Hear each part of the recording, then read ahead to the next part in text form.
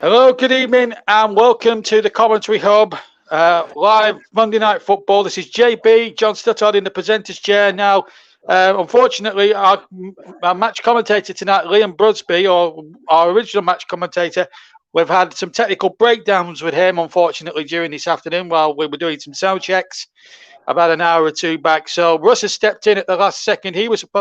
Russ Welling was supposed to be hosting. He will now be taking you through the action at the London Stadium. Alternate match commentator. So I've come in at the last second and I'm sitting in the presenter's chair. At half time, I'll review all the Premier League action from the weekend and some great action it has been as well. Fantastic football all the way around. Some great goals. Danny Ings' goal of the weekend for me, absolutely, for sure. And we're just awaiting on the two teams coming out. But just to let you know that we will have some cup football during the week for some Carabao Cup football tomorrow. It'll be just me commentating and nobody else. Russ will do a little bit of the producing, but it will be practically my show tomorrow. So we'll have some League Cup commentaries, and of course, we'll have more Premier League action next weekend as well, hopefully. But the atmosphere is building at the London Stadium. Monday Night Football, the first Monday night game of the new season. And I've got to be honest, I'm really looking forward to this immensely. Should be an absolute thriller. And we have two sides tonight that are very attack-minded. West Ham, of course, last week came from 2 goals down and practically nowhere to beat Newcastle 4-2. And Leicester backed up their Charity Shield win a couple of weeks ago with a win last week against Wolverhampton Wanderers and Jamie Vardy. So the atmosphere is building at the London Stadium. We're just about 4 minutes to kick off then at the ground. And I think this week should be in for a cracker. I hope, anyway. I hope we're not going to put the mockers on it too much, but I think we could be in for some fireworks here tonight. Both teams like to attack, so I think we should see goals tonight. And it should be an absolute, we should have a good Monday night fest of football for you here in the Premier League. Just to remind you of our streaming partner, which is Melon. And of course, the Man of the Match is, of course, sponsored by Commentary Services. And this game this alternate commentary is being also streamed by our official partners this season, broadcast partners, my own channel, JB Sports, Storm FM, Commentary Hub 2, and J-DAC Football.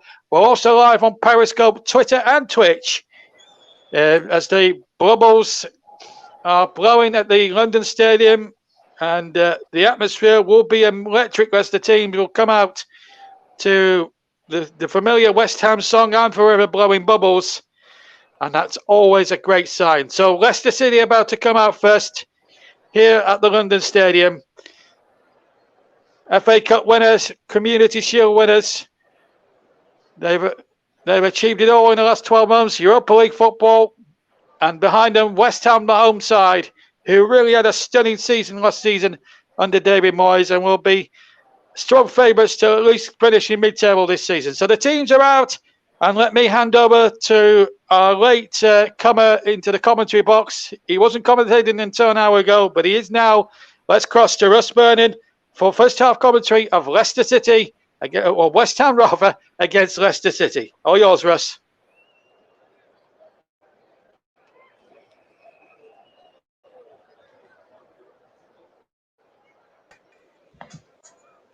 Thank you, JB. Just a little bit of technical itch there, just as we was about to go on air. And welcome along to this alternative commentary as West Ham United take on Leicester City this evening rather than the afternoon I was about to say. We'll be going through your teams very, very shortly as we get ready for kickoff this evening. We'll go through the teams now then, with Fabianski in goal for West Ham, a back four of Kufal, Dawson, Ogbonna is at the back for West Ham. They've got another one in there. I can't missed that one off my team sheet in front of me, so we'll go through that one again. Just go through the West Ham. Aaron Creswell is at left back. No changes for them today.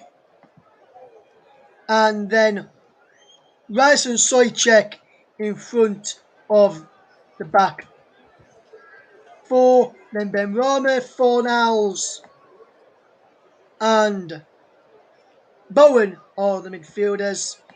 And then leading the line today is, as it were last week, Mikel Antonio. On the bench for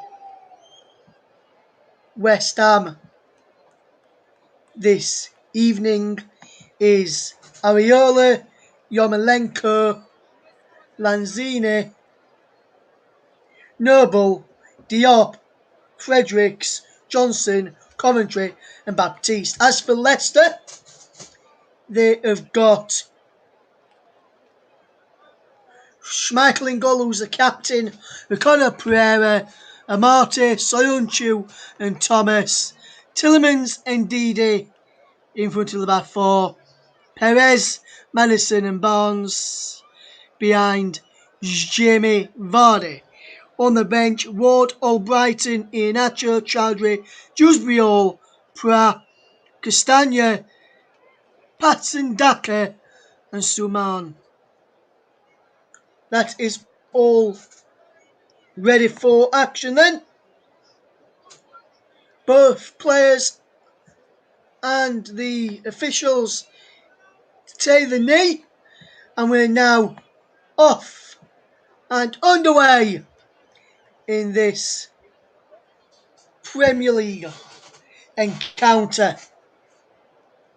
Should be a good match this evening as we get ready to see how this match unfolds. As here is James Maddison collecting the ball for Leicester, back to Thomas and into Ndidi, who knocks the ball back to Soyuncu, across into Amate, and he's back to Soyuncu again. Tillemans come to make a run for it, but Soyuncu goes long, trying to pick out Barnes, but West Ham are back through Bowen, and he gives it away to Maddison, through to Harvey Barnes. Harvey Barnes with the cross, appeal for an handball there, nothing given. Rice gets it clear now. Here's indeed wide to Barnes. Barnes rips the ball back in and is headed away by Dawson.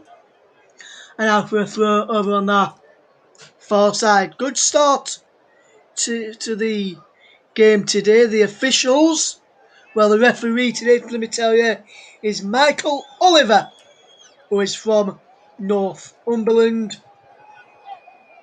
The assistants for them as Antonio's going through for West Ham. Go back to that in a moment. Antonio plays a poor pass and almost in there. Michael Oliver is 36 years old from Northumberland. Refereed one previous meeting, a less 1-1 draw back in October 2018 when Leicester played at home to West Ham. 1-1 draw. Mark Noble was sent off. His first Premier League game, incidentally, of this season for Michael Oliver was the 2-0 win for Brentford over Arsenal. Michael Oliver is assisted by Stuart Burton, Simon Bennett. Graham Scott is a fourth official, while Darren England, who was the referee in the Leeds-Everton game of the weekend, if you saw that game, is on VAR duty, alongside Dan Robotham, should I say. It's now good bit of play from West Ham, just keeping possession early on with Ogbonna into Dawson, and Dawson sends the ball forward, cleared away, and Leicester gives it to Maddison, who's being called Barnes. Says can play advantage. Leicester Barnes didn't realise that for a moment, as Oliver was playing advantages. Thomas again from Barnes, back away from Gofal, but put the ball out of play, and it's a throw. Now to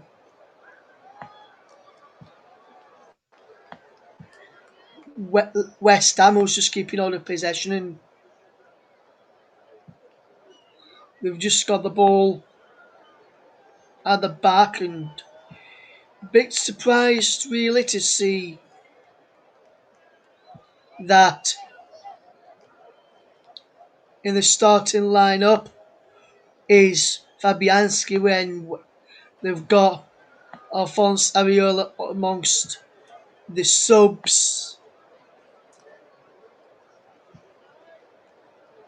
of West Ham United. A bit surprised that he's not starting really for the Hammers this season. Maybe it's down to the form of Fabianski towards the back end of last season, in which West Ham got into Europe. Yet to start their European adventure for 2021-2022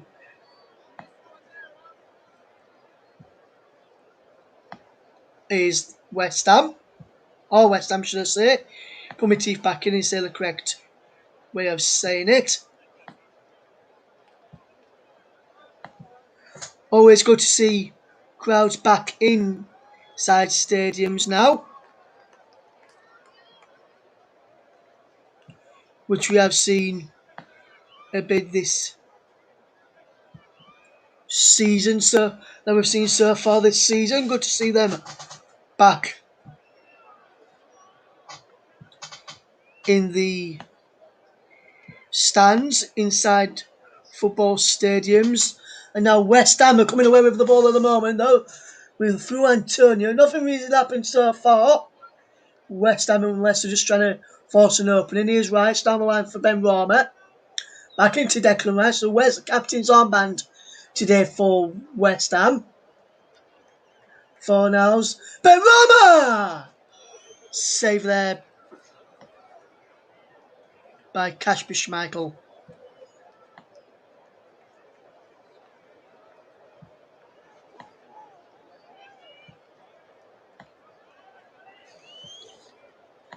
A decent effort there.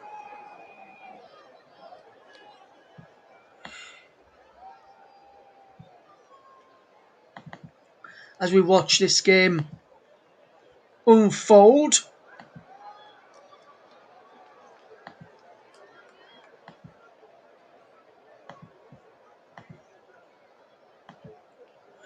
This evening. Hopefully you're tuned in and enjoying our coverage so far.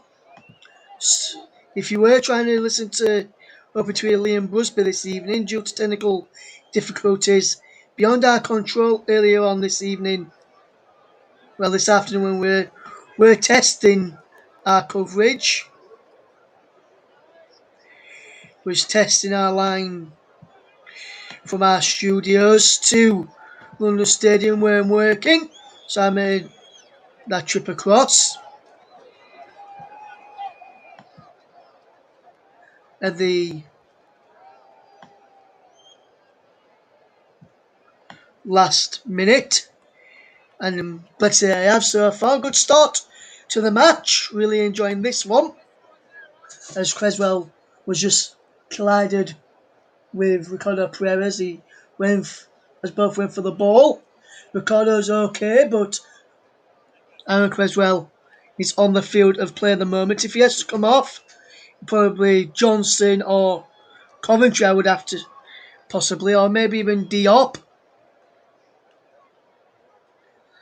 Not sure who would play in that position.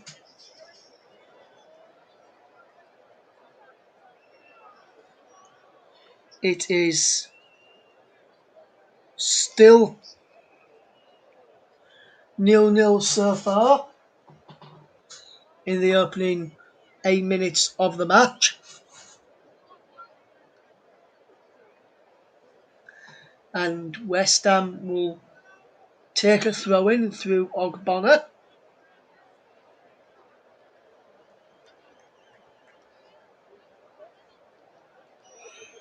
Antonio flicks the ball on, giving away is Perez. And he gives the ball away now, and there's a ball through from Soyuncu. Flicked on by Vardy looking for Madison.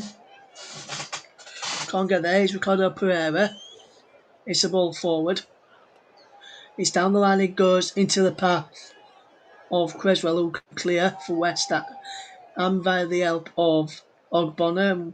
Antonio wins a throw for the Hammers.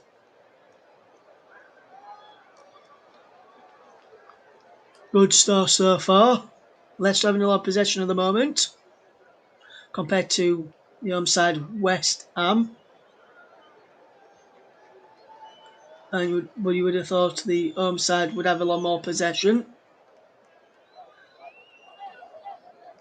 Here is a Marty into the path of Soyuncu, just keeping the ball around in the back at the moment.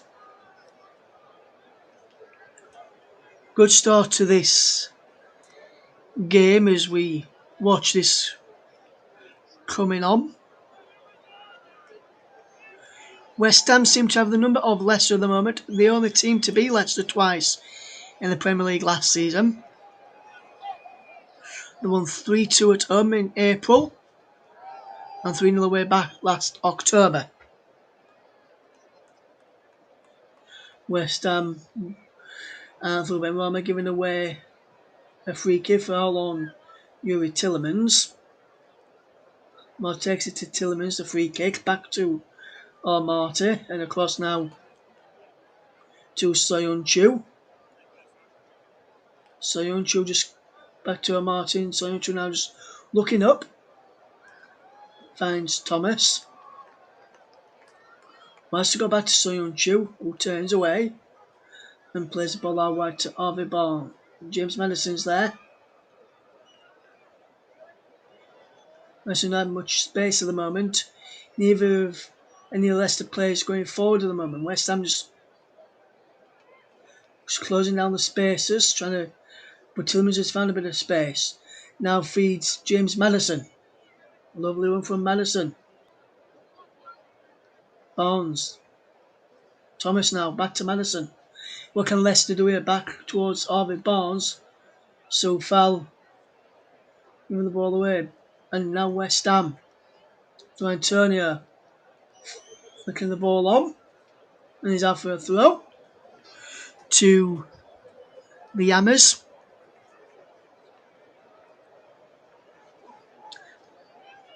Good bit of here's Antonio again, but giving away possession this time. West Ham can't keep it from a throw-in. A question for you, dear listener.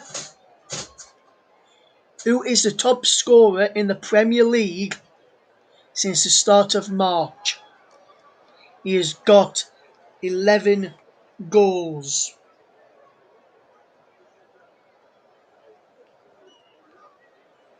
That's all I'm going to say to you. He's got the person who's got 11 goals.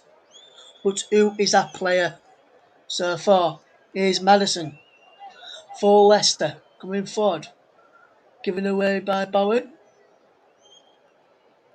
To Bowen, should I say. And now Sojcek mopping up as well. And here is Aaron Creswell. 12 minutes gone, still goalless. Ogbonna plays the ball forward, giving the ball away for Niles. Give the ball away, but he's giving away. But he's won a free kick there.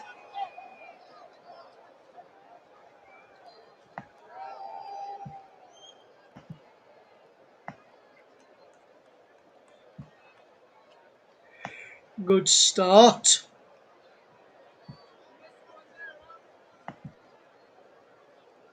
So far. As we watch this game unfold, it's out wide now. Soufal. Into Bowen. Crossfield pass looking for Creswell. And just find him. What can Creswell do here now? Has to go to Dawson. Now Soufal. So following the cross towards Fornals, cleared away by Ricardo Pereira. Declan Rice shoots. He wanted him to shoot, but he can't keep it down, and he's behind for a goal kick.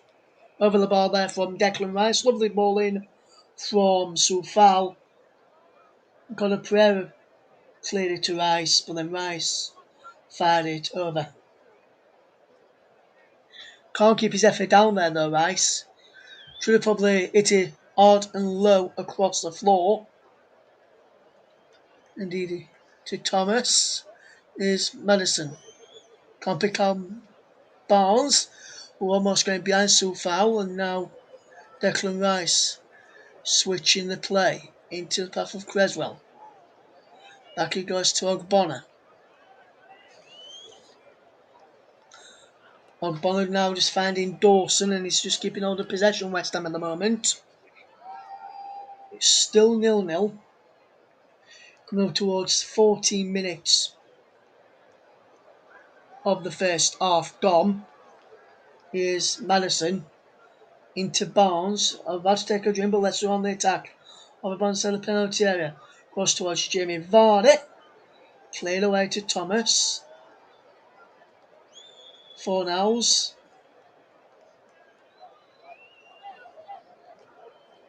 Antonio. A bit of play from Bowen to find Creswell. And now into Declan Rice. Can't find Antonio. And Marty. And we've got a player gets it back to Schmeichel into Tillemans. Back into Ricardo Pereira.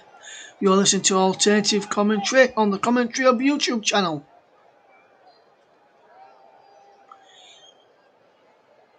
Soyuncu has the ball for Thomas. Back to Soyuncu and now into Daniel Amati. Amati will play the ball forward, looking for the run of Jamie Vardy up against Ogbonna. Ogbonna can clear tidily into Antonio. Appeals for an handball. One with the ball back off. Indeed, and Antonio still going. Michael Antonio! Fazzi just wide. Just wide there from Mikel Antonio. It looked as though he could bounce up off his arm. Nothing given. Pushed away from Ndidi. And then Soyuncu didn't close him down. And neither did Thomas, but West Ham very, very poor shot there from Antonio. Leicester very lucky. There was a poor shot as Tillemans passed down the line for Pereira.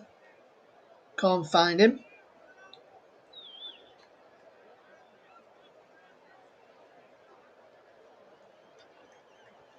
Don't forget to follow us on Twitter at Commentary Live 1. You can like our Facebook page, facebook.com/The Commentary Hub. Here's Benrahma to Creswell. Now Ogbonna. And now Dawson. Just keeping possession. West Ham was giving that ball away as Dawson. Barnes down the line for Vardy. Vardy turns away from his man. Back to Thomas, as Leicester will now look to try and keep a bit of possession and try and force an opening. Here is Perez, Ricardo Pereira, Marty, Soyuncu. Here is Tillemans, on to Barnes. Back out to Tillemans. Back into Barnes. Barnes in away. Creswell into Dawson, and then Dawson to Rice to clear. And a play for a throw. Soufal across there. Watching Harvey Barnes where he's going. Leicester about to take a throw in. And they're doing to Ndidi, and he's gone back to Daniel Amati and back into Wilfred Ndidi. And with the ball's been passed around, I'll just take a sip of my water. Ndidi there finds Soyuncu into Thomas. Not really missed much. So far, if you've just tuned in, here's Perez. Ricardo Pereira. And now Ben Rama. Soychek. Back into Ben Rama. Into Soychek. And West Ham managed to get out of a tight space. Indeed, Perez and Madison all marking Ben Rama there. It now is Antonio. Lovely control from Leicester. From West Ham. So here's Ben Rama back in to Antonio, away from the Leicester defence. Away from Pereira, who's blocked the shot or the cross of Antonio for a corner. And West Ham fans getting behind their team now. Should be a good game this. Can West Ham open the score in here? We've played 19 minutes so far. Still goalless between West Ham and Leicester.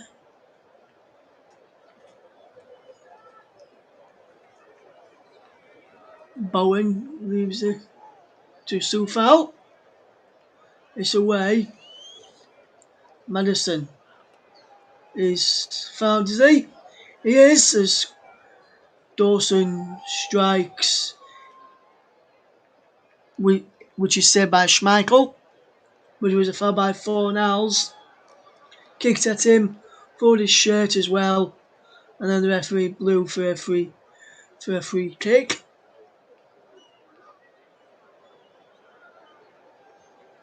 But there wasn't really that much of a contact on that for me on the foul on Madison. Madison chucked himself to the ground there, in my opinion.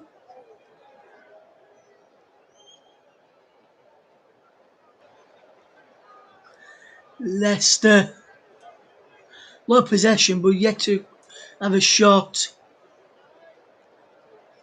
on target so far. Here's a Martin to Tielemans. Now Jose Perez.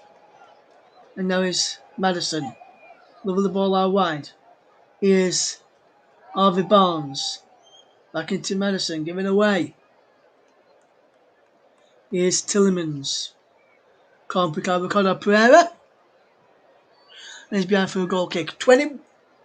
Just over 20.5 minutes gone, still goalless.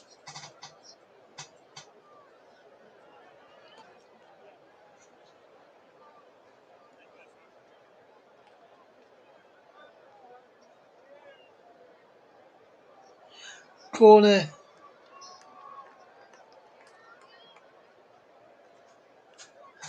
West Ham have given ball away, but Barnes loses it. But Madison has it back for Leicester. Bit of breaking news from the Premier League has just come in the last couple of minutes. I'll bring you that news when we get a break in plays. Antonio is controlling the ball well.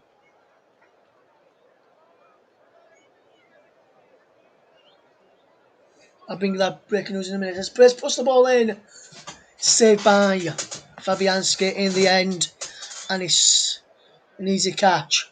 Declan Rice is on possession into Ben Rama. When we get a stoppage in play, I'll bring you that. Conor Pereira gets the ball back. Here's Vardy, Tielemans, and Ndidi. Here is Harvey Barnes.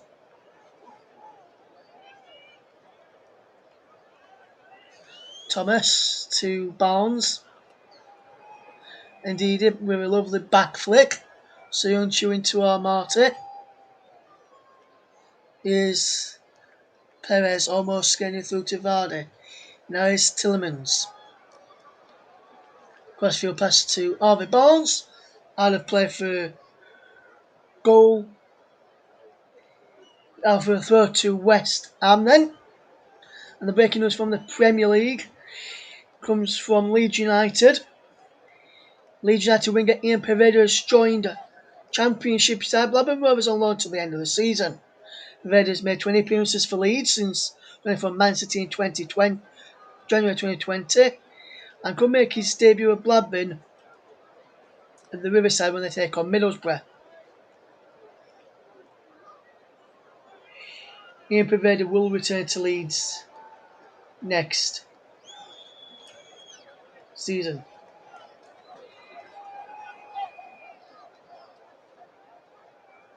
Free kick to West Ham though. Back to the here and now. As we look for the opening goal. 23 minutes gone. It is still goalless in the match so far. Ogbonna clears the ball forward into Rice, back into Ogbonna, and West Ham just keeping possession well. Across to Dawson. Soufal looks to pick out Bowen. Soyuncu clears out for a throw though.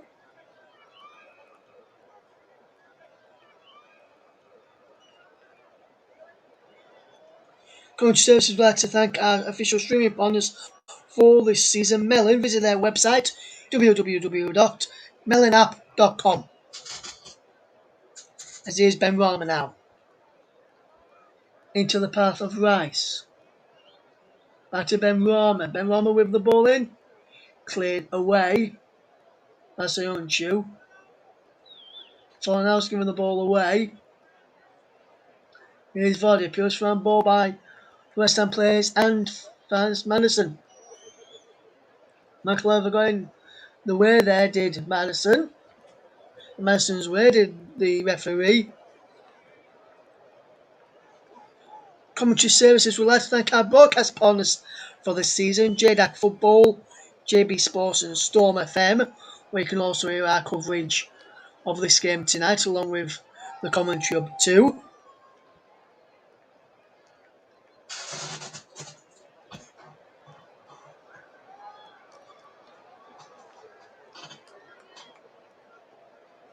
Here's West Ham.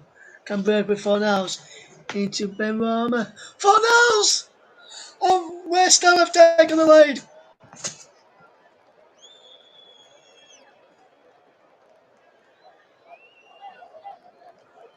West Ham take the lead. And he's come against the run of play. Superb goal there from Fornals. Fornals won the ball back. Rice won the ball back. Fornals. Brilliant ball out wide to Ben Rama. Look at Ben Rama. Pulled it back into Fornals, who finished off nicely. Superb goal from Fornals. 1-0 to the Hammers. Can we keep the comments to English, please? Thank you very much. A superb goal. Just the inside, flicked the ball with the inside of his left foot. And Pablo Fornals opens the scoring for the Hammers. And it's 1-0. They now lead. Marty getting the ball forward for Leicester as they try and get back into this game now. Whereas Fornals again fouled by Soyuncu, who gets pulled by Antonio. Free kick quickly taken. Here's Tillemans into the path of Madison, who gives the ball away. Every touch there from Madison. Ben Rama gets it back to Creswell. Giving the ball away this time, Creswell. And now, Tillemans with the lovely ball up towards Harvey Barnes, but it's gone back to Fabianski. And that's an easy save, an easy claim for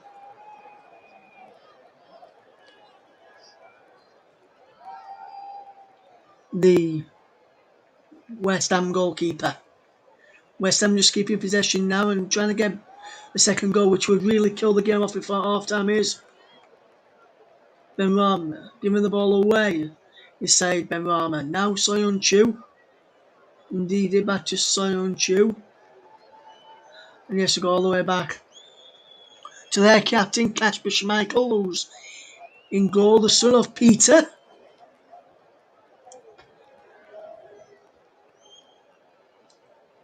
that goal from Pablo Fornals sees West Ham come to life a bit now. Here's Fornals again to Bowen. Fornals, Creswell's open, but he tries to get so far in behind. Cleared away. Ball back in, and just went from Stoichek. Superb cross there.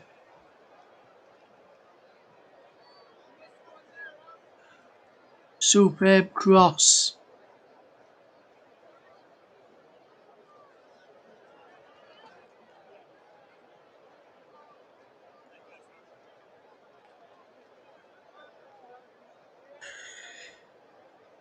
And this is your goal and assist did Ben Rama in a win against Newcastle last week. First time scoring and assisting in a Premier League game for Ben Rama. Will he get another goal today to go with that one from last week, as well as the assist from last week?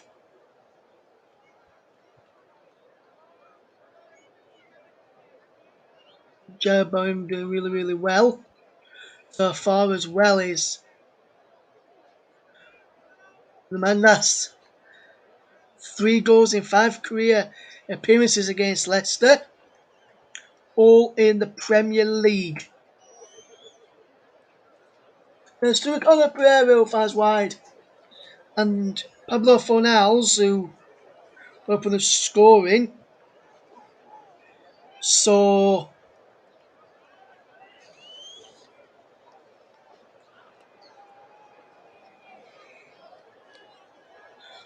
also scored in the 2-1 defeat against Leicester back in December 2019. So West Ham will be open. That will not be the case this time around. There's going to be a goal kick to be taken by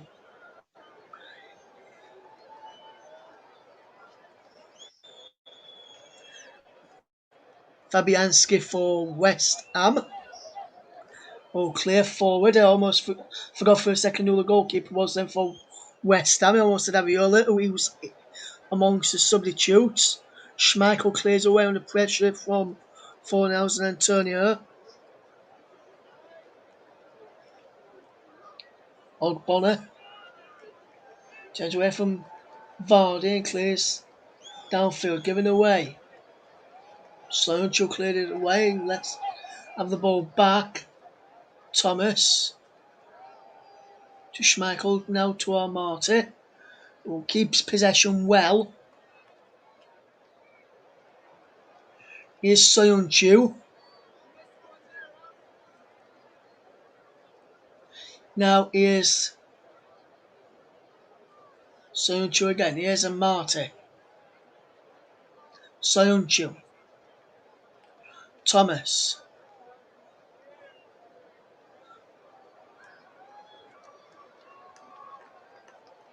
Soyuncu just keeping possession for the Foxes at the moment. Into Daniel Armati, and he's just looking to try and force an opening. When will that come? Today's player of the match sponsor on the up is sponsored by Commentary Services. I'll be picking that a little bit later on in the broadcast. Here's Jose Perez into Ndidi. Tillemans to Soyuncu. And now Amati will fetch the ball forward. Into Perez. Rest for the ball. Ndidi gets the ball back. Here's Pereira. And Perez fires it wide. Miscued the effort there after a pass by Madison.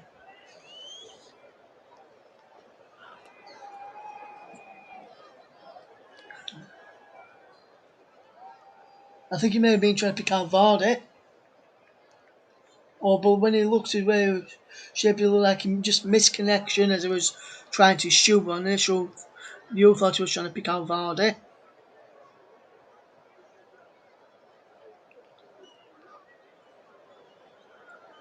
You are listening to alternative commentary on the Commentary Hub YouTube channel. Here's Declan Rice for West Ham United. Into Angela Ogbonna, back to Łukasz Fabianski. Whose ball's cleared forward. Here's Bowen trying to get Fornals away. Soyuncu's across there to clear. And it is out of play for a throw to West Ham.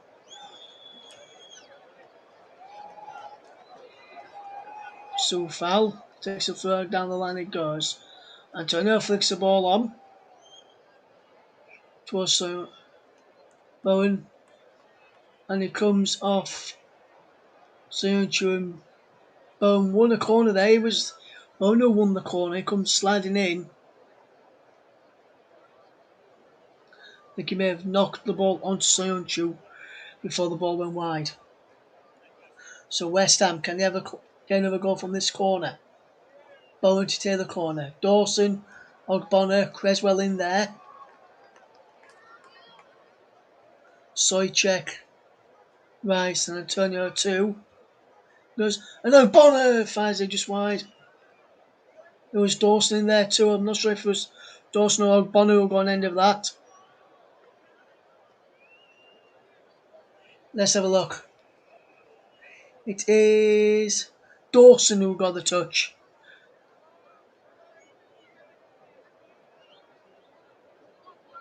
Thought it was Dawson or Ogbonna at first, but it was Dawson.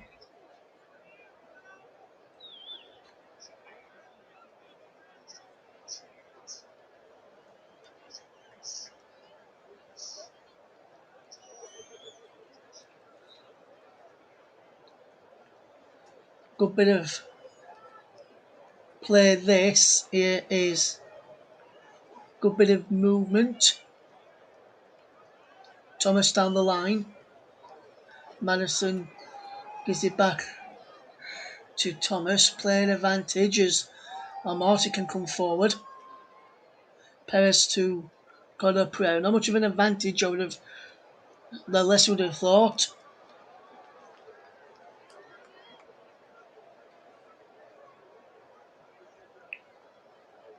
"69 touches for Soyuncu, 54 for Marty, 35 for Thomas, 32 for Ndidi, and 28 for Yuri Tillemans. There's touch number 29 for Tillemans. Ball towards Madison, who Soufal caught just going in front. On Madison there. Now Fornals and Antonio. He's got Burn outside, but Ndidi wins the ball back. Here it is Barnes trying to win a throw for Soufal. Here's Bowen. Fornals again. Soychek winning that ball back, it was there. Now here's Creswell. Just keeping possession well here. Commentary Services would like to thank our official streaming partner for this season, Melon. Visit their website www.melonapp.com is a place to go. Perez gets the ball full Leicester, but it's behind Thomas. Fornals is stay down, and Marty's told the Soyuncu to put the ball out. Fornals is staying down. Michael Ever didn't think it was a free kick or a foul there. Let's watch this. Nothing in that for me. Trying to keep out of possession.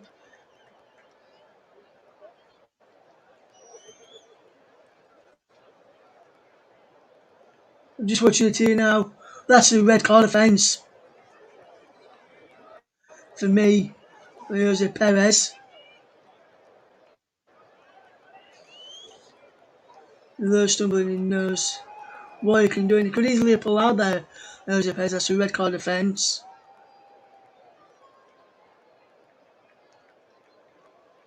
I understand VAR checking a closer look at this challenge. For a possible red card for Jose Perez.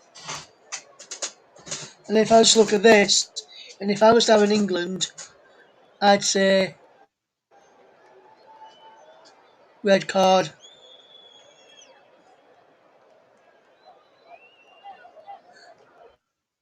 And he's being told to go and have a look by Darren England.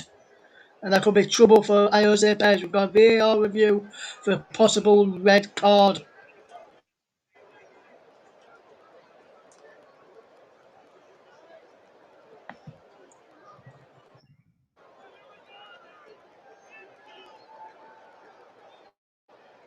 Will that be the case? Will it be a red card for Jose Perez here? I wonder. He's taking a look. And there's going to be a red card for Jose Perez. And Leicester are now down to 10 men. And when I saw it on the replay, they all got it correct and got it spot on there. Definitely a red card.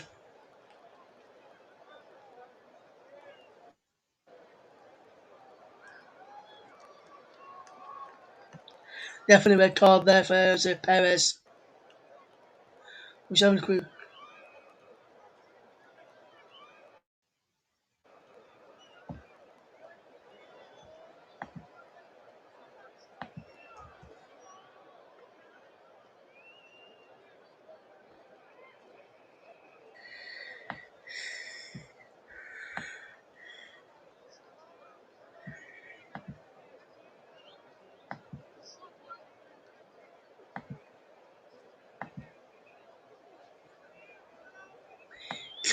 Clearly a red card there.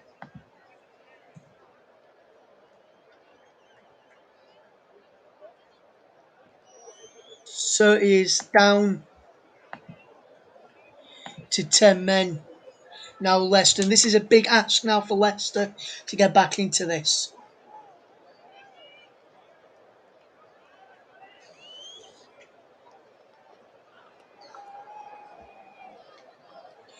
They are told McLever to have a look again, and he got that spot on there for me. Interesting to see what JB thought at half time on that challenge there. For me is a red card offence.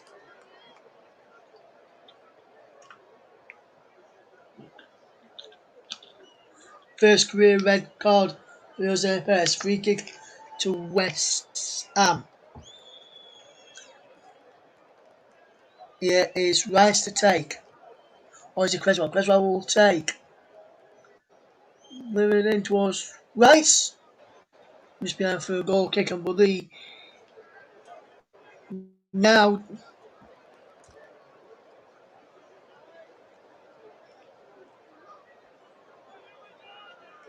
This is down.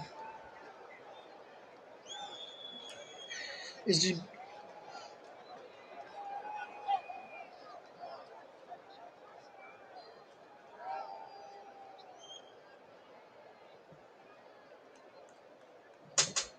balls it forward. Try and pick out Varden. Nothing in that. Leicester may now go to a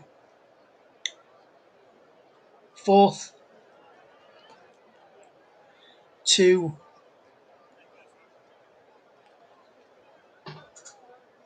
looks like West Ham have now gone to a 4-1-3-1.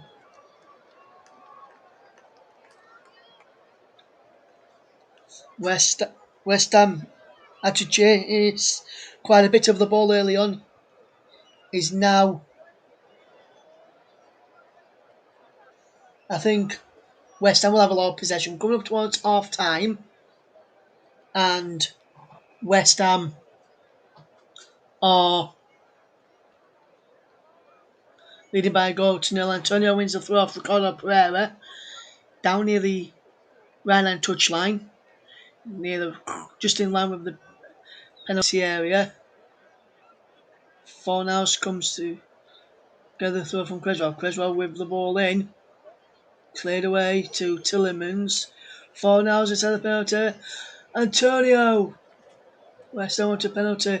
The challenge on Fornals. There was a challenge on Fornals which saw a red card for Jose Perez. Another challenge on Fornals there.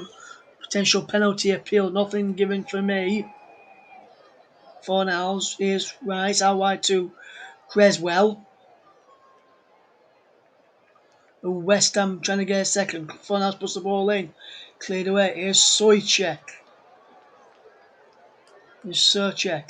Out wide now is Soufal. Bowen back to Soufal. And West Ham just look to keep possession coming up towards the end of this first half. And here's Declan Rice. Out wide to Creswell. Back to Declan Rice once more. Dawson out wide. Soufal into Bowen. Lovely turner. Thomas. Bowen with the cross. Antonio no down. Close round ball and a penalty, but free kicks given away to Leicester for an handball by Antonio as we into the final 20 seconds or so before the added time at the end of this first half. Yes, he just comes off Antonio's arm there. You don't even, there's no handball in there. I can't see why.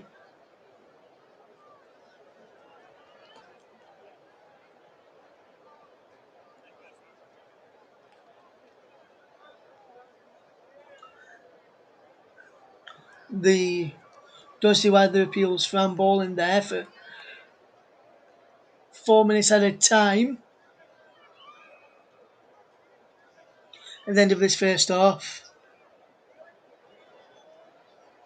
It's just down to the red card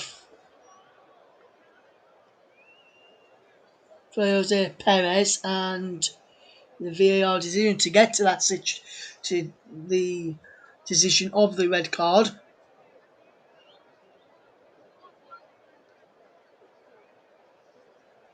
Sojcek and Soufal. And Soufal goes down under a challenge from Luke Thomas, who will now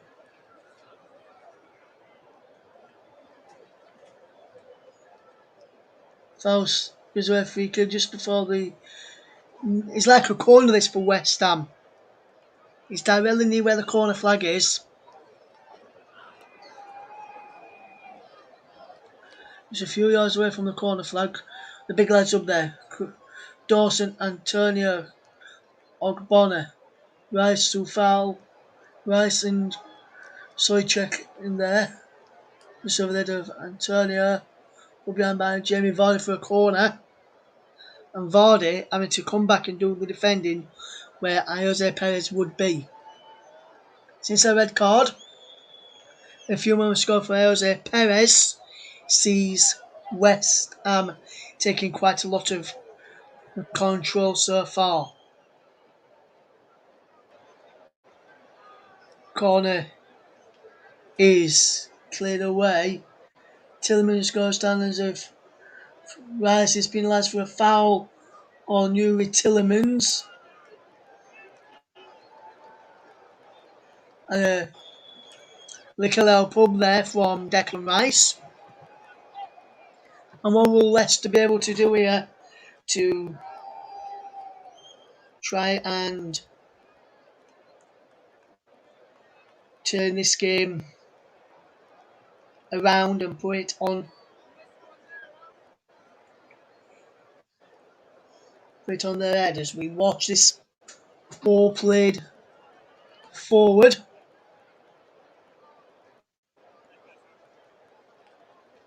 Cleared away by West Ham. Cleared away again by West Ham. It's an up and under with snow coming on down on it. Well, there's a out of play for a throw to Leicester, Luke Thomas to take. When we go into the break in a minute or so, it'll be interesting to see what changes will be made at half time. And if Castagna will come on, or will it be Dennis Pratt to come on as Timmins gives the ball away. Tillemans wins it back off Creswell. Now Madison, as Leicester will try and get to half time at 1-0 down by just keeping the ball at their feet with Soyuncu with possession. Lovely ball forward given away. Ben Rama gives the ball away.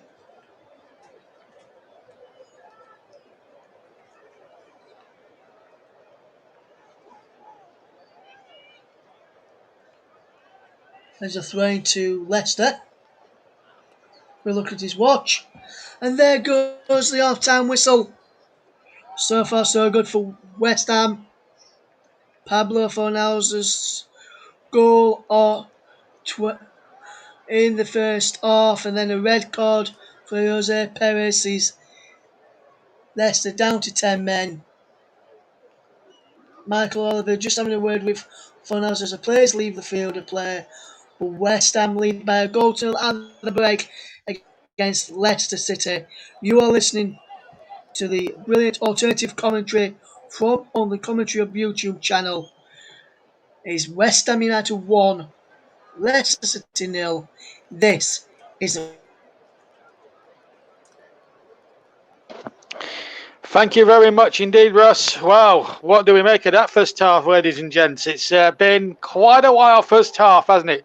West Ham deservedly in front, in my opinion. Great goal from Fornals. They could have had a second through Soychek as well.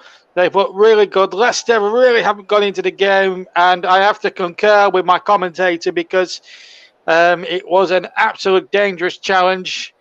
Could have broke the man's leg. I don't think there's any doubt about that. I think Jose Perez, was quite right to be sent off. Michael Oliver checking with VAR and getting it right there. And a good case of VAR absolutely getting it completely spot on. I don't think there's much doubt about that. So West Ham in complete control of this match at the London Stadium. Rusty's going to take a long nice 15-minute break. We're on the air till about 8 o'clock tonight, folks. So don't forget, we're on Periscope, Twitter, and Twitch, and our YouTube platforms are on JB's YouTube video partners this season. Streaming partners are JB Sports, my own channel, J-DAC Football, Commentary Hub 2, and Storm FM. And if you're on any of those particular YouTube channels, don't forget to give any of those videos, these streams that you're on, a like, please. Thank you. We need the listenerships, by the way. And of course, our streaming partner for this season is Lemon, of course. Right, let's review the 2 days of Premier League action that's preceded it, the other 9 Premier League games. And we spoke about Arsenal yesterday. Let's look at them first against Chelsea. It was a game that we covered live here on the Hub. On TC Hub yesterday, and it was a chasing experience for Arsenal, really, when you look at it. We spoke with Mike Harneman yesterday and after the match, and with Russ briefly, of course, and it was the general consensus on here yesterday was the fact that that Mikel Arteta is probably now on borrowed time as far as the Arsenal managership is concerned. They've got a tough old match on Wednesday night in the Carabao against West Ham, and I think possibly a bad result there. Plus they've got another tough game coming up again next weekend.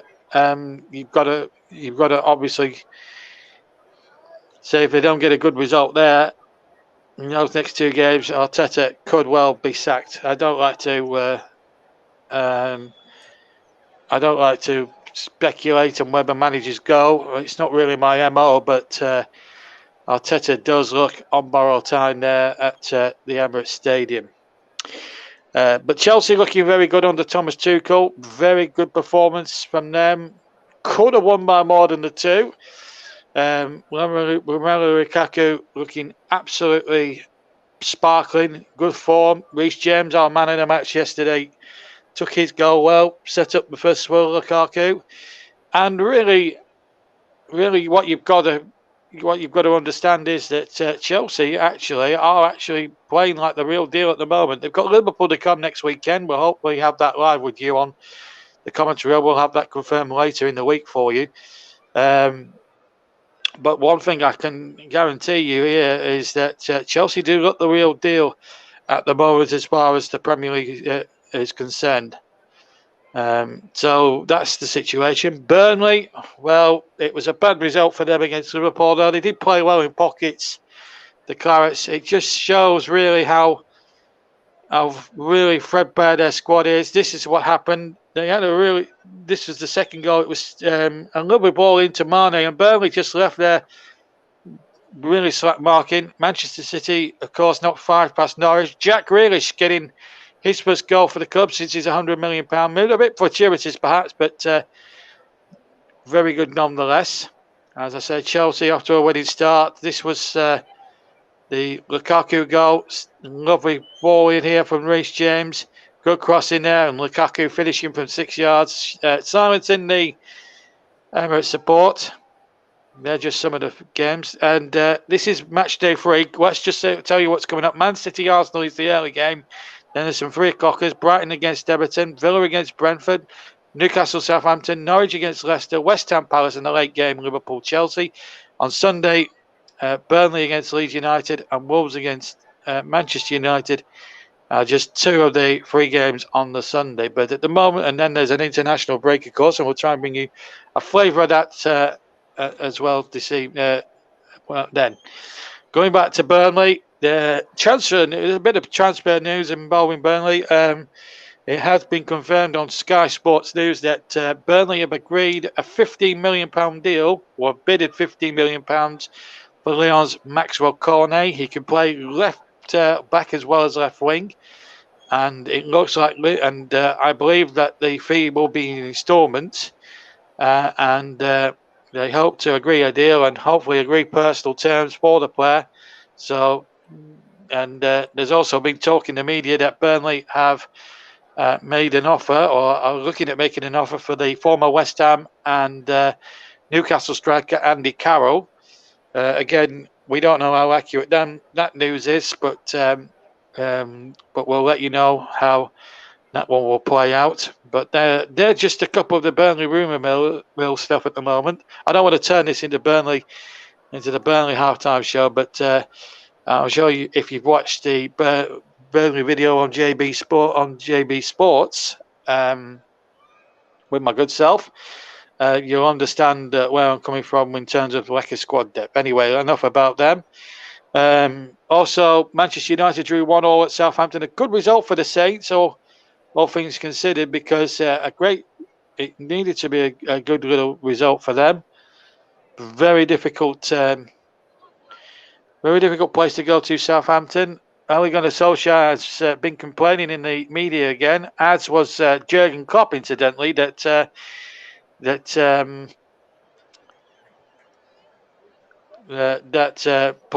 opposition teams have been a bit rough, shall we say, in the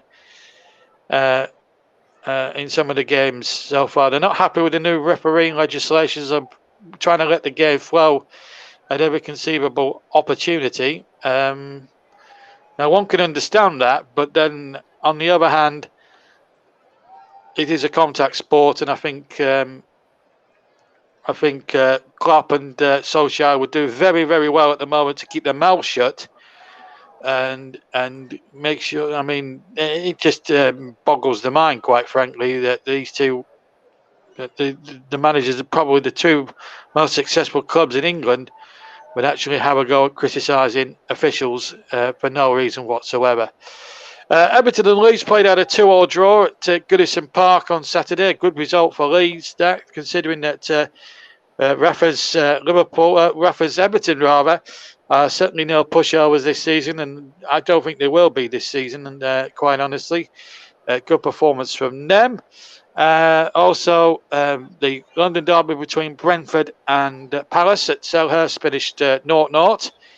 So a point apiece. So a good start for Brentford.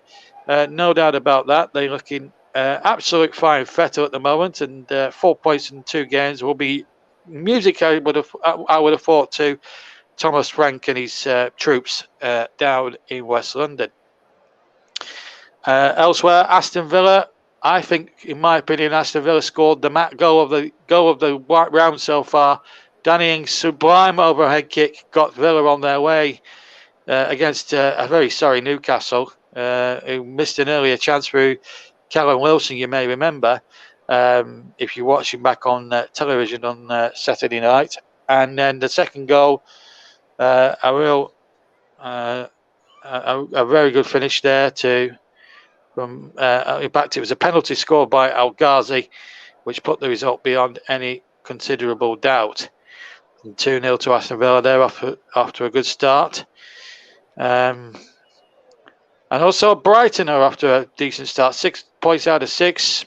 They won a little bit unfairly at Burnley last weekend, but no such doubt about them against Watford. They looked absolutely dominant against the newly promoted Hornets from start to finish, and worthy 2-0 victors in that game against Watford at the Amex on Saturday night as well. But we are at the moment just waiting for the teams to come out. So what will Leicester City do in terms of what they will have to do in terms of tactics and all that jazz? Well, we'll just have to find out and see in the next 45 minutes or so, that is for sure. Just waiting for the teams to trot back out for the second half then at the London Stadium.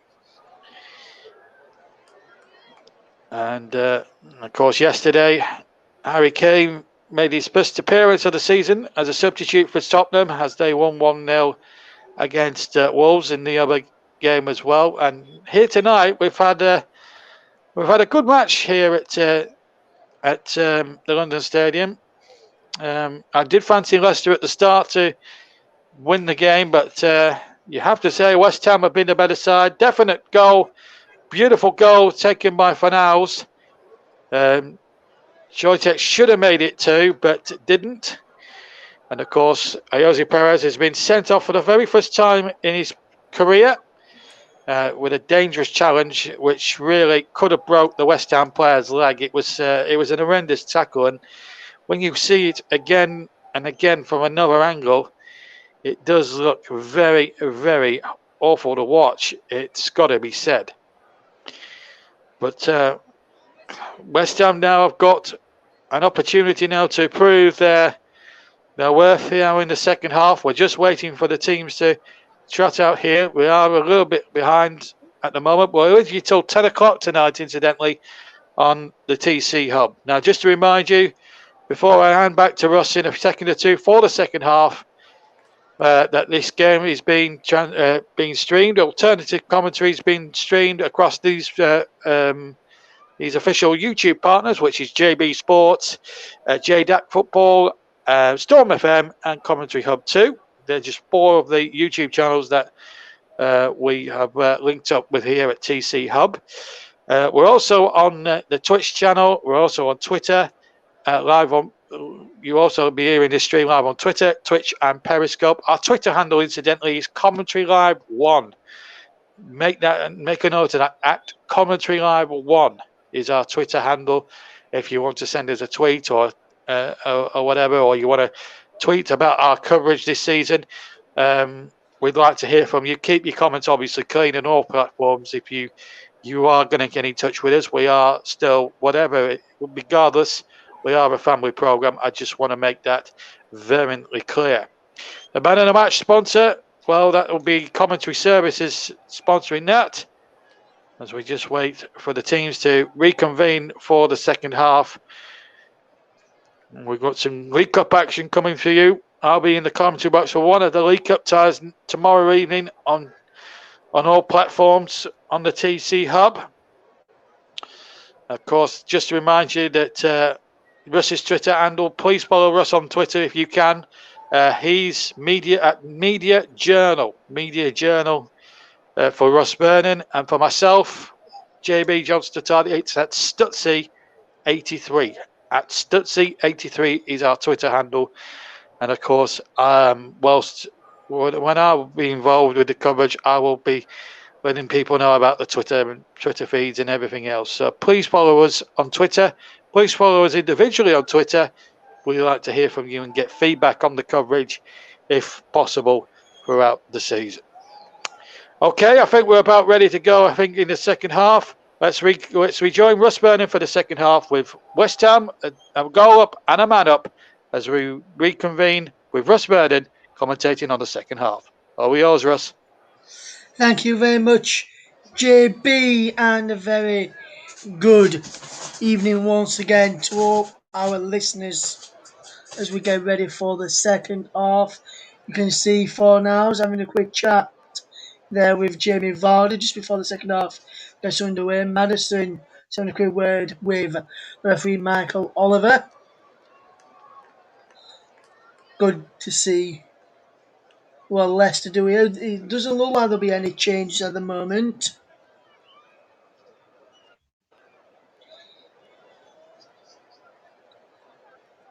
So looks like no changes at this moment in time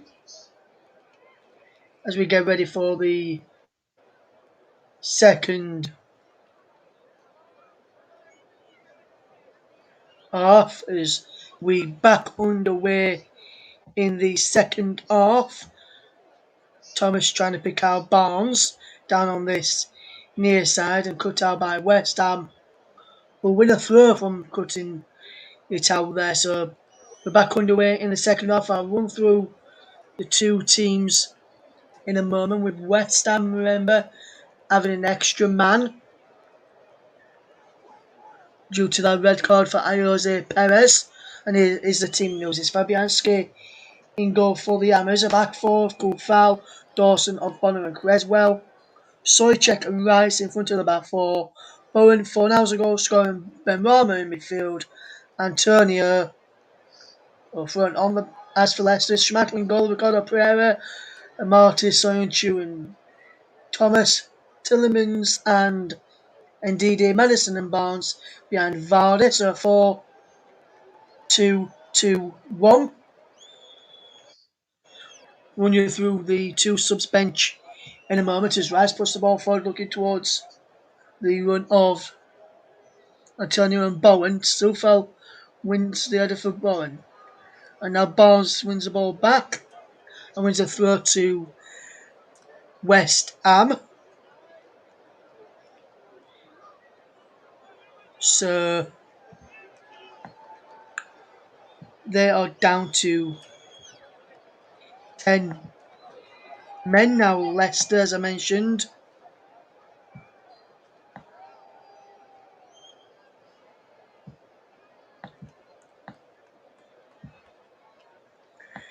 So it'll be interesting to see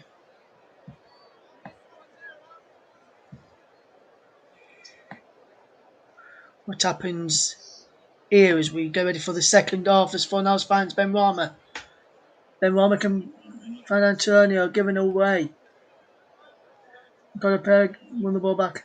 And they're still much trying to get Vardy in behind there, but that was almost Dawson stopping that run from in there.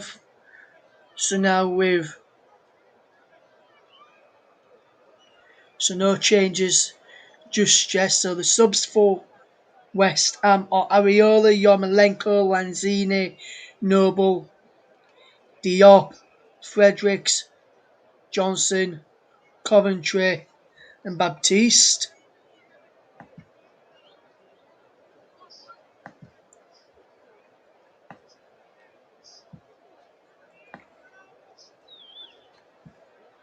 As for Leicester, their subs are Ward, O'Brighton, Iheanacho, Chowdhury, Dewsbury Hall, Pra, Castagna and Pasandaka and Sumane.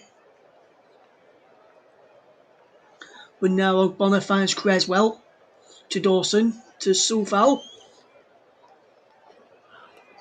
Here's Bowen. Stoichek. Called by Vardy there. Here's Declan Rice. Ogbonna back into Rice. Now Fornells and West Ham are trying to just keep hold of possession so far. Here is Dawson into Soychek. Love the ball, this is Rice. Into Fornells giving away. Vardy flicked on. Can't find Barnes. And now Soychek has got Sufal on the overlap. The Czech Republic international teammates and West Ham teammates as Soychek fires over after a good flick with Jared Bowen. Decent link-up play there.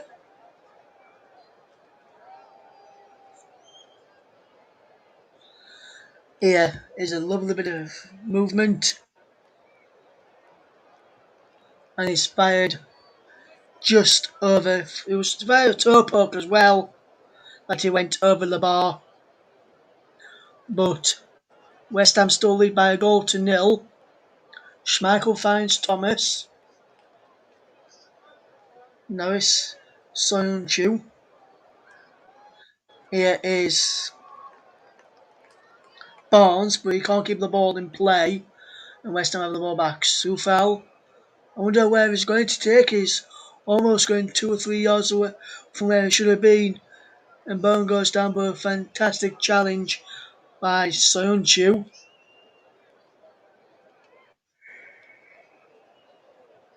Brilliant challenge.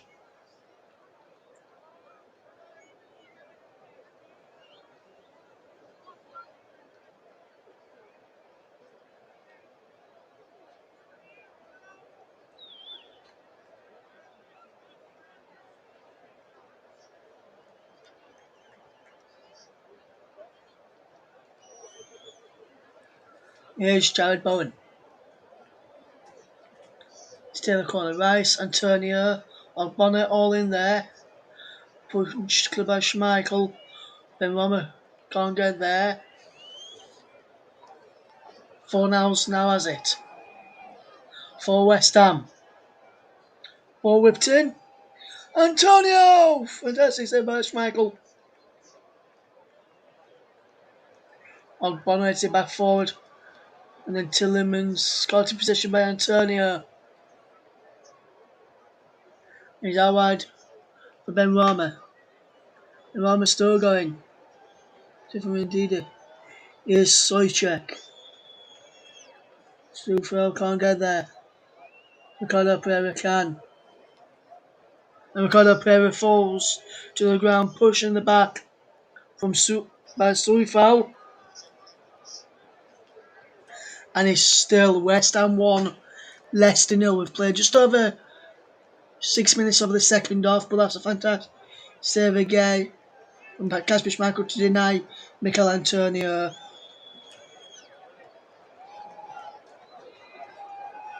I think it was the perfect time for Leicester. Keeper there.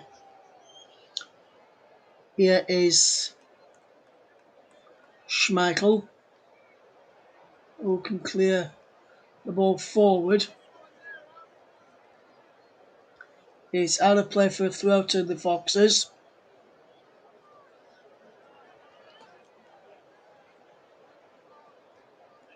I've no answers in yet for the question I posed to you in the first half. As Barnes goes through, Sufal just prevents the corner. Paston Daka keeping the ball there to make sure Leicester can go on with it quickly.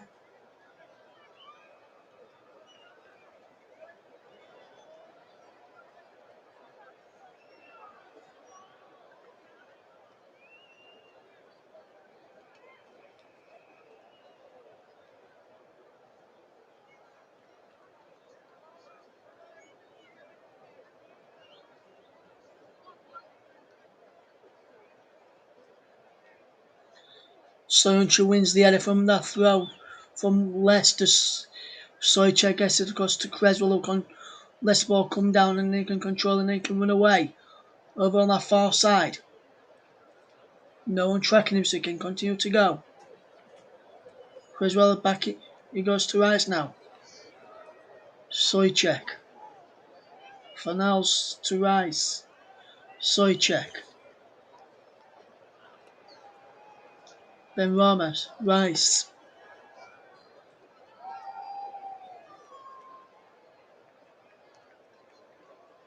Here is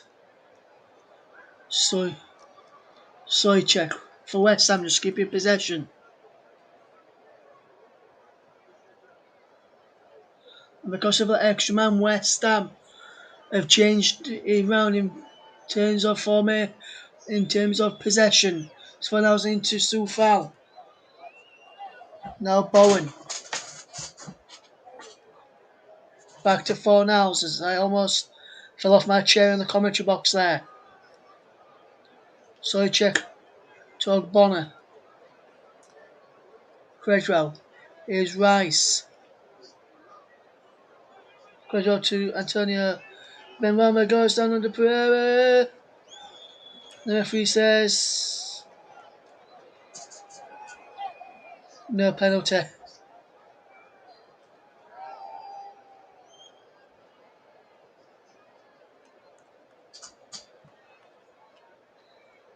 And if I just watch this here, nothing in there is already going down.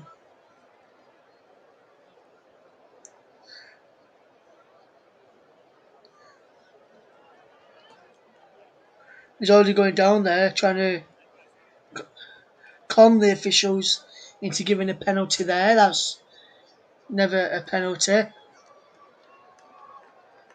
It is. So Chu gives the ball away to Antonio. Antonio! And Benrahma have scored! Said Benrahma has scored again. Antonio to Benrahma, but a mistake from Soyuncu. What a mistake by Kaglar Soyuncu. And it's 2-0 to the visit to the hosts. And West Ham is very, very, very Soyuncu under no pressure. Didn't even look. So try to play back to Schmeichel into Antonio. And Antonio sets up Benrahma, who scores. Great work. 2-0 to the Hammers.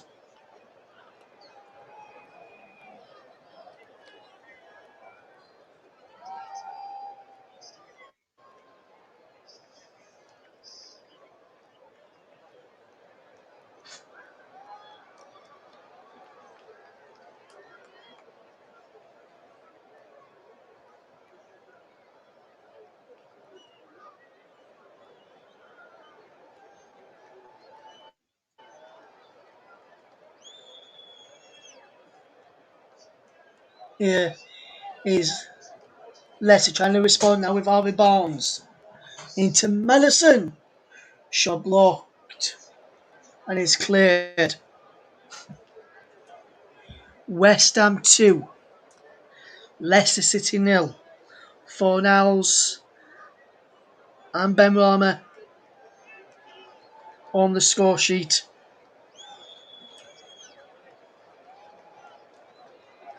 So far in this game.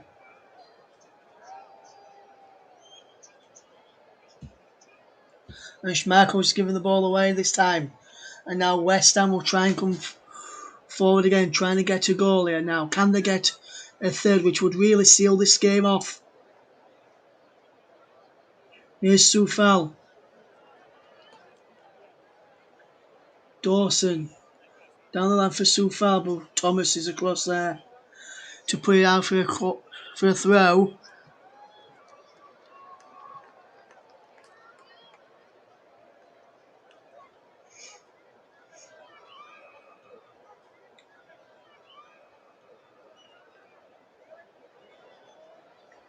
And he's out of play for a throw, which Thomas manages to clear there.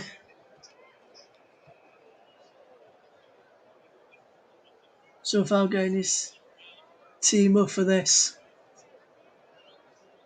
So far into Antonio giving away. And now Harvey Barnes. Gets away from Rice. We can't find Vardy. I'm not sure if Vardy has been involved at all this second half. Here is now Ogbonna into Creswell.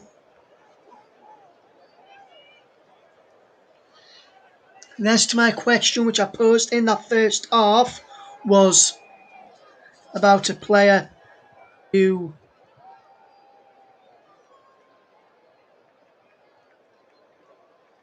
is the top scorer in the Premier League since the start of March with 11 goals, is Leicester City's Kelechi Iheanacho. Inside Ben Rama has done really well so far since joining the Hammers, especially since Jesse Lingard left West Ham, where he was on loan from Manchester United last year, as Tillemans to Ricardo Pereira. Ricardo Pereira's, I was just having a few hiccups there, excuse me, as here is now Creswell. We've played an hour. 2-0 to the Hammers.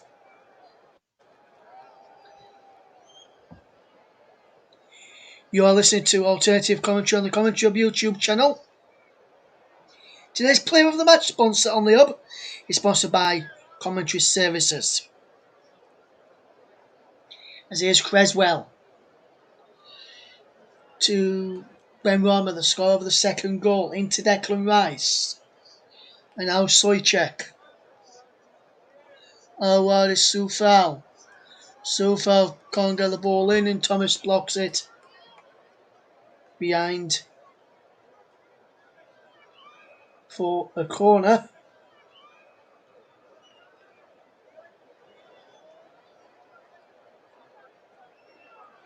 Can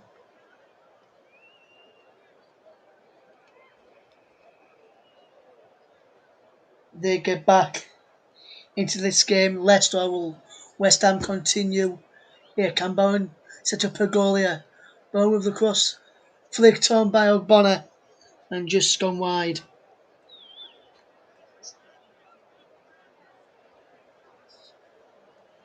Lovely corner kick. Whipped in.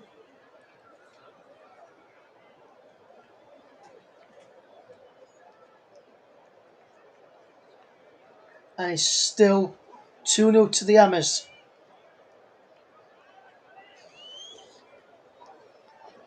And now here is Barnes to Ndidi. Now Tillemans gives the ball away to Antonio into Ben Rama. Ben Rama back to Michael Antonio. Superb save from Kasper Schmeichel.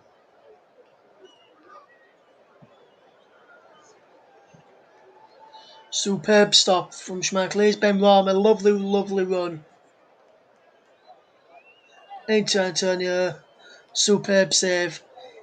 Schmeichel didn't see that till very late. So Soyuncu was blocking his view. Just keeps Leicester in the game. Can Soyuncu and the Foxes manage to stay in the game and try and get a late goal from this? Here's Bowen with the corner. Flicked in. Comes out to Creswell. Just over.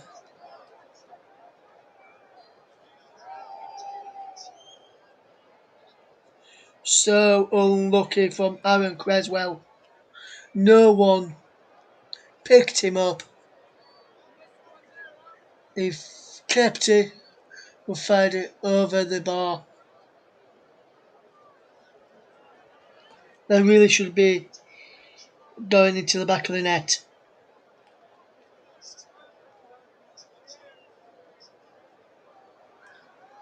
As the ball is Flicked forward. Soon foul.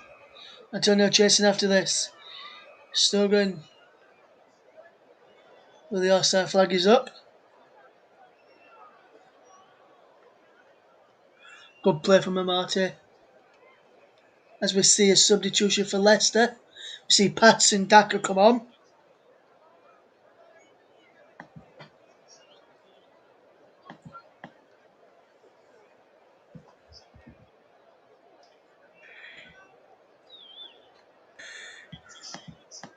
And he replaces Harvey Barnes. So he's now going to run with Jamie Vardy as Patson Daka. And now Thomas finds Amate. Tillemans into Wilfred indeed. And now Thomas can't find Patson Daka. Rice did well to get the ball back off West Ham after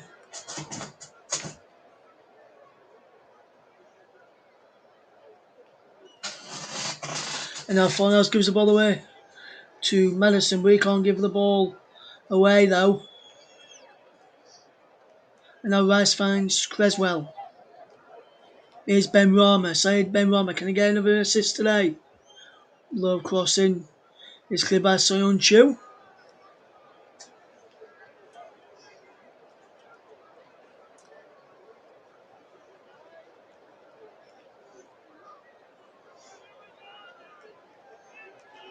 Here's Antonio for Declan Rice. Surf out there. Here's Bowen. Rice once more. Creswell gets the ball in. And he takes deflection on the way. Behind for a corner. Leicester being put under pressure here. West Ham putting Leicester under pressure. Creswell clapping the supporters as he comes across to the corner.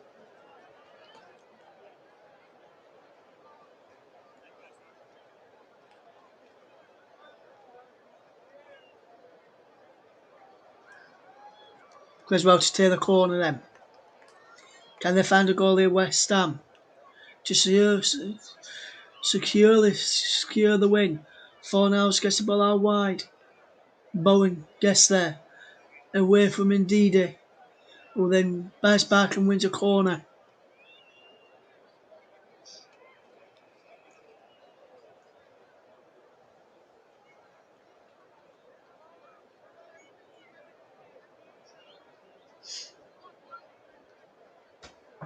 And it's still West Ham 2, Leicester 0. If you're just tuning in to us here on the commentary hub, also with our partners as well, which I'll give you a mention in a minute after this corner from Bowen, and it's just headed just wide by Dawson. We are proud to thank and would like to thank our broadcast partners, as would commentary services for this season, J-DAC Football, JB Sports, and of course Storm FM. We would also like to thank our official streaming partner for this season, Melon. Visit their website, www.melonapp.com is a place to visit them.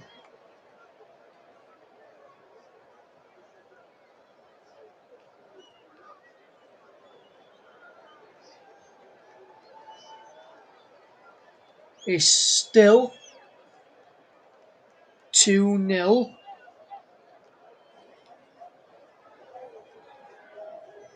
As we see this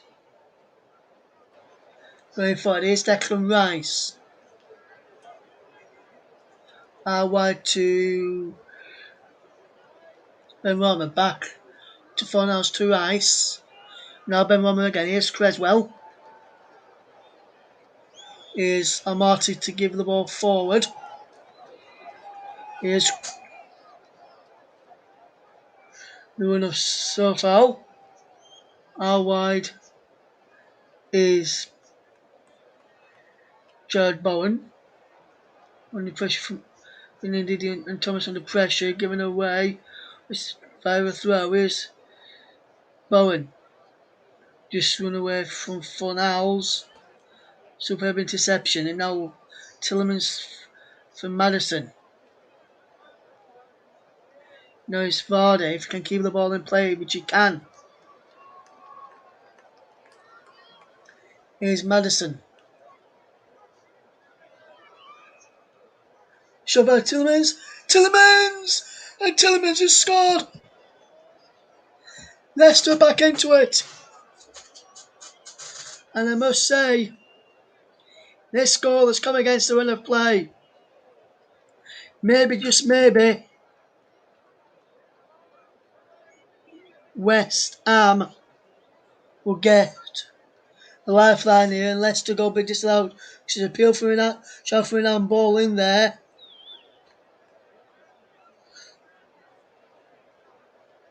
I don't think it is an handball.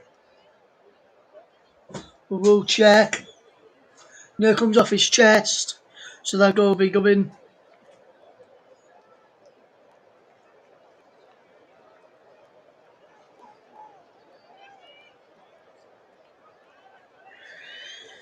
They are checking it.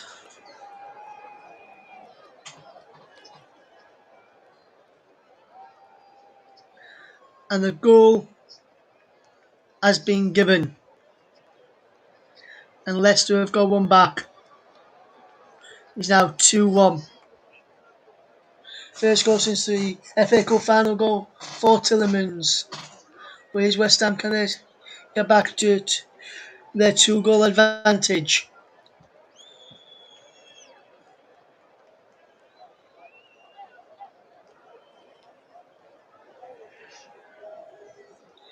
West Ham 2.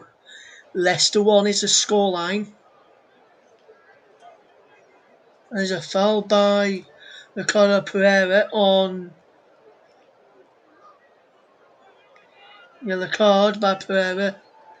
The foul I think he was on Creswell was on his ankle.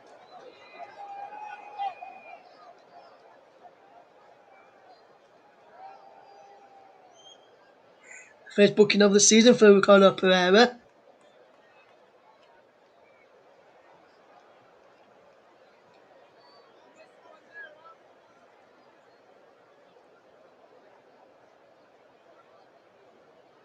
That's the first booking of the game. Let's have a free kick. Ben Rama and Creswell stood over it. Ben Rama steps over. Creswell takes. Flicked on and by Vardy. Given headed clear by Thomas. On as far as Bowen. Sufal puts the ball back in. Headed away by Soyuncu this time. To Patson Daka. Does well to find Thomas. Now Tillemans. And Ndidi gives the ball away. Miscue from Ndidi.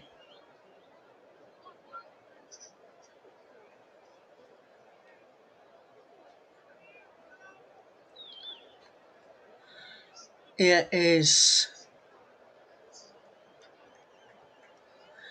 the run of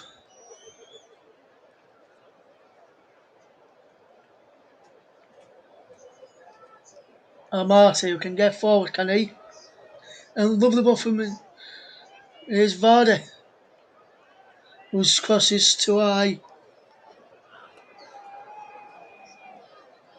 And since that goal, Leicester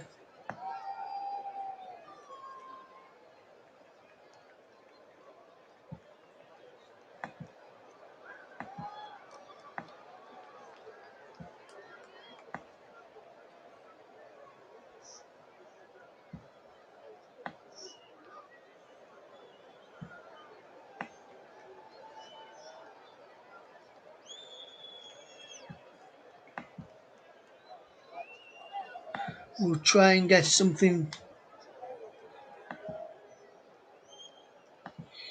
this game. Can Leicester get something from this game? Which would be a remarkable way to get something from the game.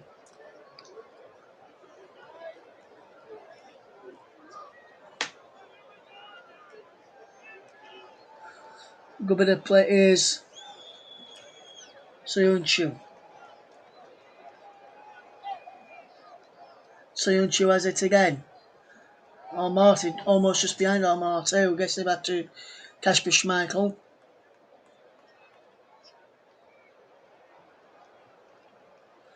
Soyuncu. Clip ball forward, giving away to Sufal. And now gets Antonio away down this near side. Thomas intercepts. And he's behind for a corner kick.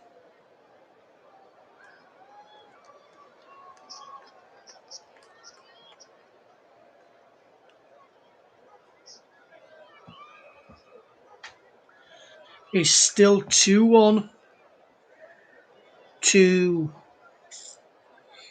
West Ham United. 10th corner for West Ham in this game. Bowen to take. He's got 4 hours if he wants to go short. So they'll go into the mixer. Dawson is it back across goal. Creswell claims it. Have to come down with a bit of snow on it. Rising into the path of Ben Rama. Back into Creswell. Ben Rama once more. Now line for Rice. Lovely crossing. And Dawson, it's wide. Dawson claiming it should be a corner.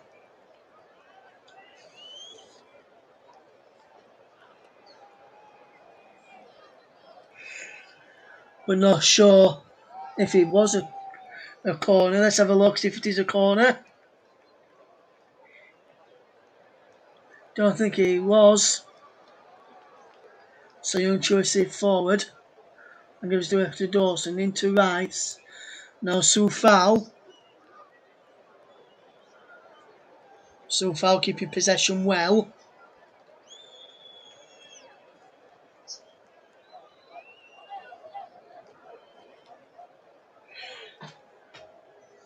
Rice feeds Creswell. Here's Sufal into the path now of Souček. Rice out wide to Ben Rama. Ben Rama with the cross in. And by Antonio, cleared away this time. Ben Rama has the ball back now. Creswell back to Ben Rama.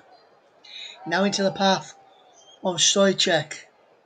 Now to Sufal, probably just gone offside. With the low ball in, it's cleared by Soyuncu. Almost went almost into his own there, but he looked as though this cross still passes. Victor was just outside there, Sufal was on.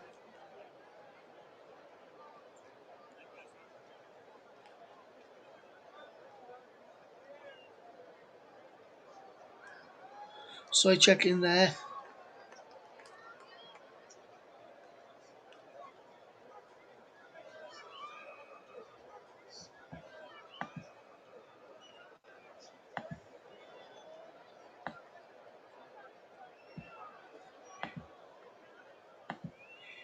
Bowen takes his shot into Ben Rama. Lovely corner. Can't pick out a man in there. Just going over there to Dawson. And he's behind for a corner. Double change for Leicester. Iheanacho. And Sumane.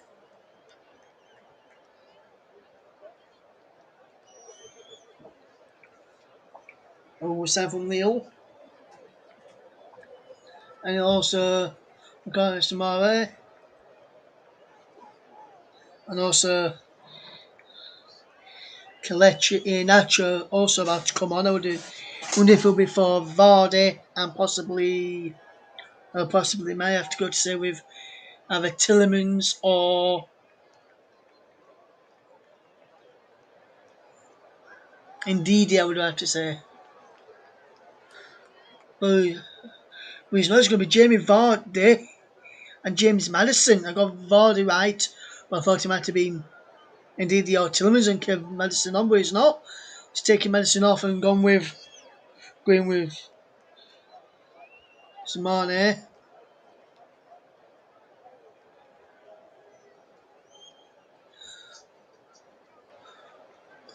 Cleared away by Thomas. There's still foul. And now here is Fanals.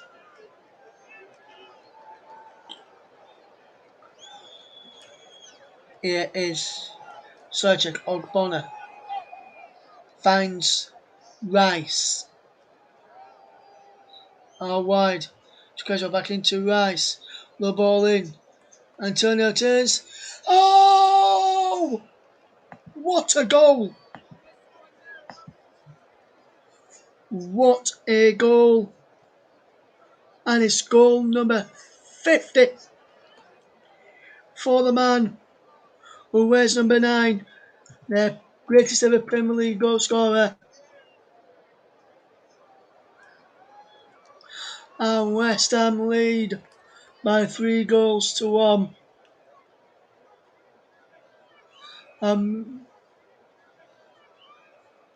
Mikel Antonio makes it 3-1. Superb display from West Ham today. He's been superb today. 3-1 to the Hammers now.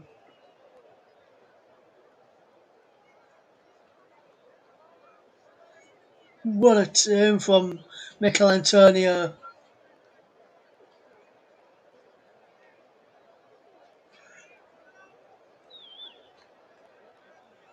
Too strong to keep the hold of the ball. No chance for Schmeichel and no chance for Soyuncu, and that should seal the win now for Leicester.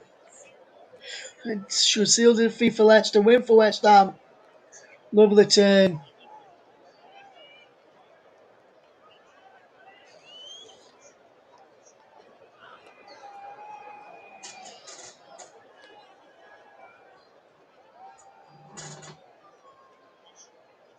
"48 goals, top scores in Premier League history, better than Paolo Di Canio now."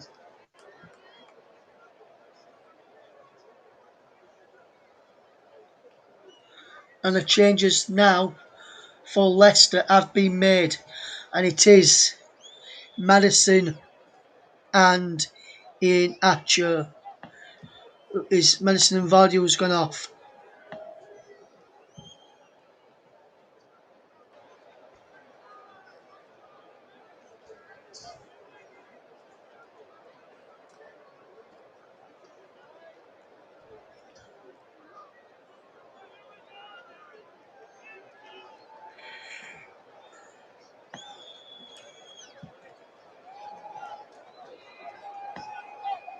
So there's the 3 subs now done for Leicester now.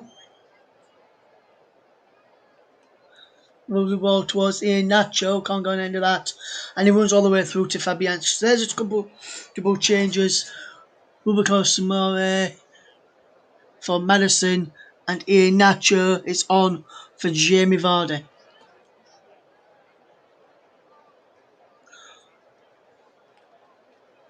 Vardy ran himself into the ground tonight. Very, very well done. Superb work. Superb running into the ground, but not really having much into it so far.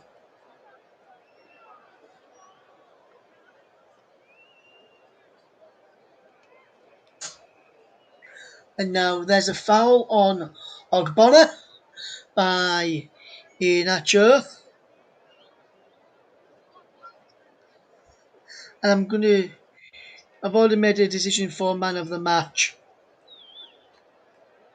Or player of the match, which is sponsored by Commentary Services. I'll announce it soon.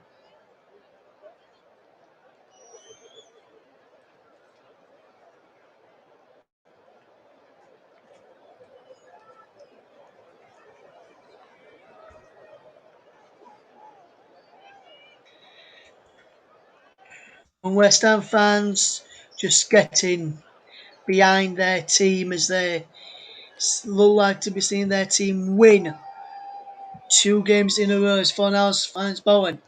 is Sufal into Antonio. Oh, what a goal! Superb for Mikel Antonio. And a fourth for West Ham. And West Ham have been superb. What a goal from Mikel Antonio.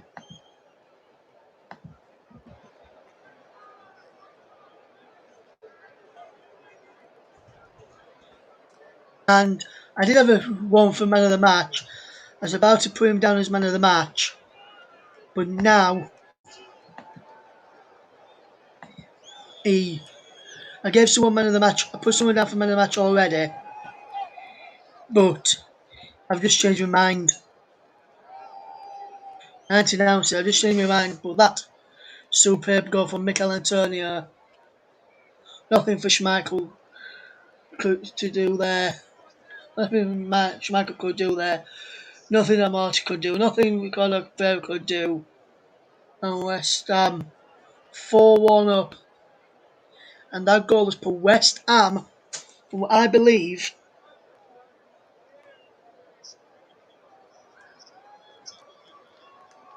to be top of the Premier League after just 2 games of the season.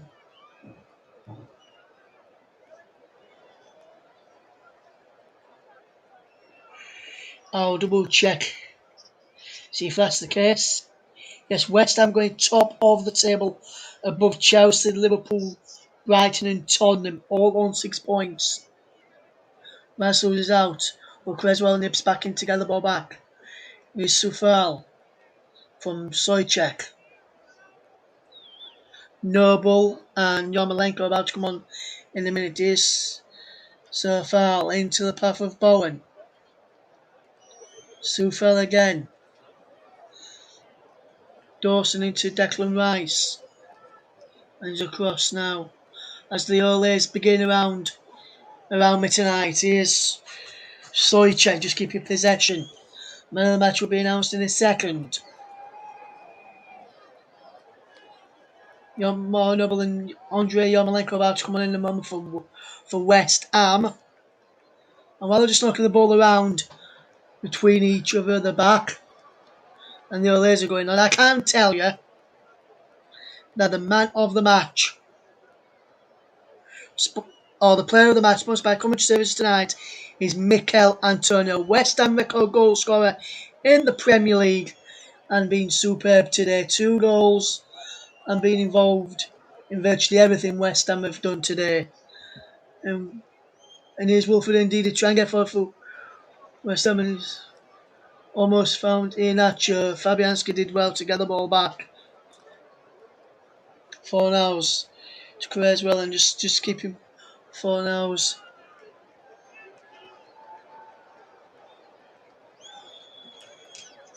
Superb work from Dawson. Here's Declan Rice. Lovely ball out wide to Creswell. And a lovely switch of play to Sufal. Good bit of play. Mikel Antonio, the man of the match. If you've just joined us, superb display from him. 2 goals from him today. And a superb display, which sees West Ham currently top of the table. Here's Ben Rama. Fornals, Ben Rama and Antonio 2. And the club captain is about to come onto the field of play.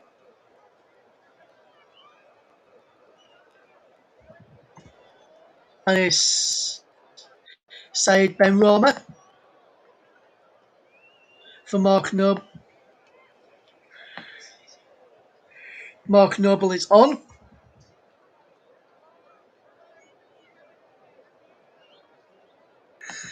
And Mikel Antonio is coming off for Andrei Yarmolenko.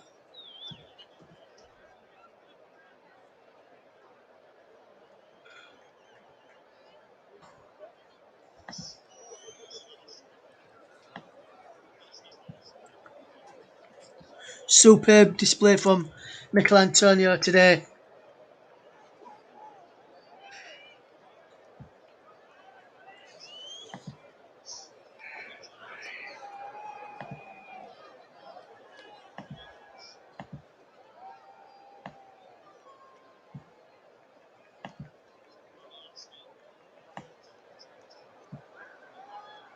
Fabianski's just been caught there as he's trying to play that ball.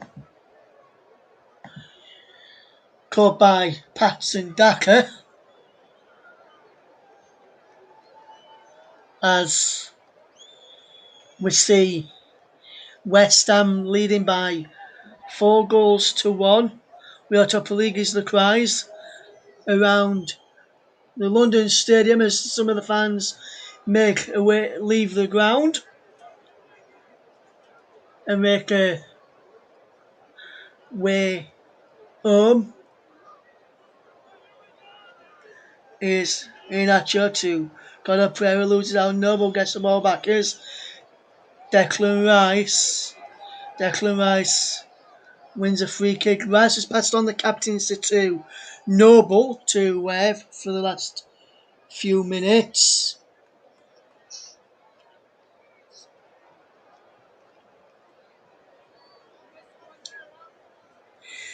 Antonio, 7 shots, 4 on target, 17 sprints, 2 goals today. I was hoping he'd stay on to see if he could get an hat-trick, but superb display throughout the game today. And there is a foul by Daka on Dawson. And now Noble just, as West Ham go on with that free kick quickly, here is Declan Rice to fetch the ball forward.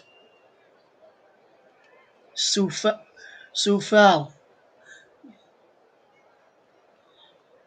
Bowen is the lone striker now, but he's just being flagged offside there. Just went a fraction early.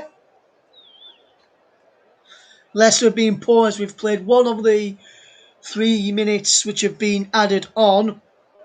Since the red card, West Ham have dominated the ball and dominated possession and deserve to win this today. But Leicester have capitulated since that, but the extra man have helped West Ham tonight. But West Ham have been superb when they're going forward. Leicester dominated possession of them, but since the red card, West Ham dominated possession, dominated the chances. West Ham fully deserve their victory this evening as we watch on here as West Ham play a ball out wide to that far side. Creswell just keeping possession. Here's Noble.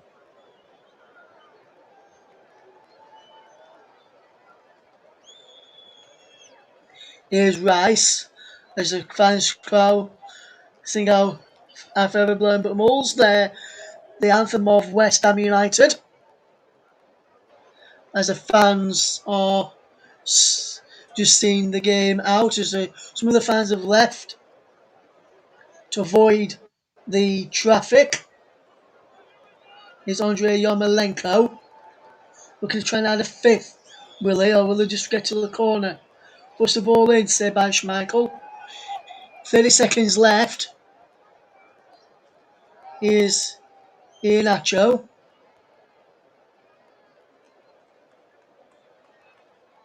"20 seconds to go.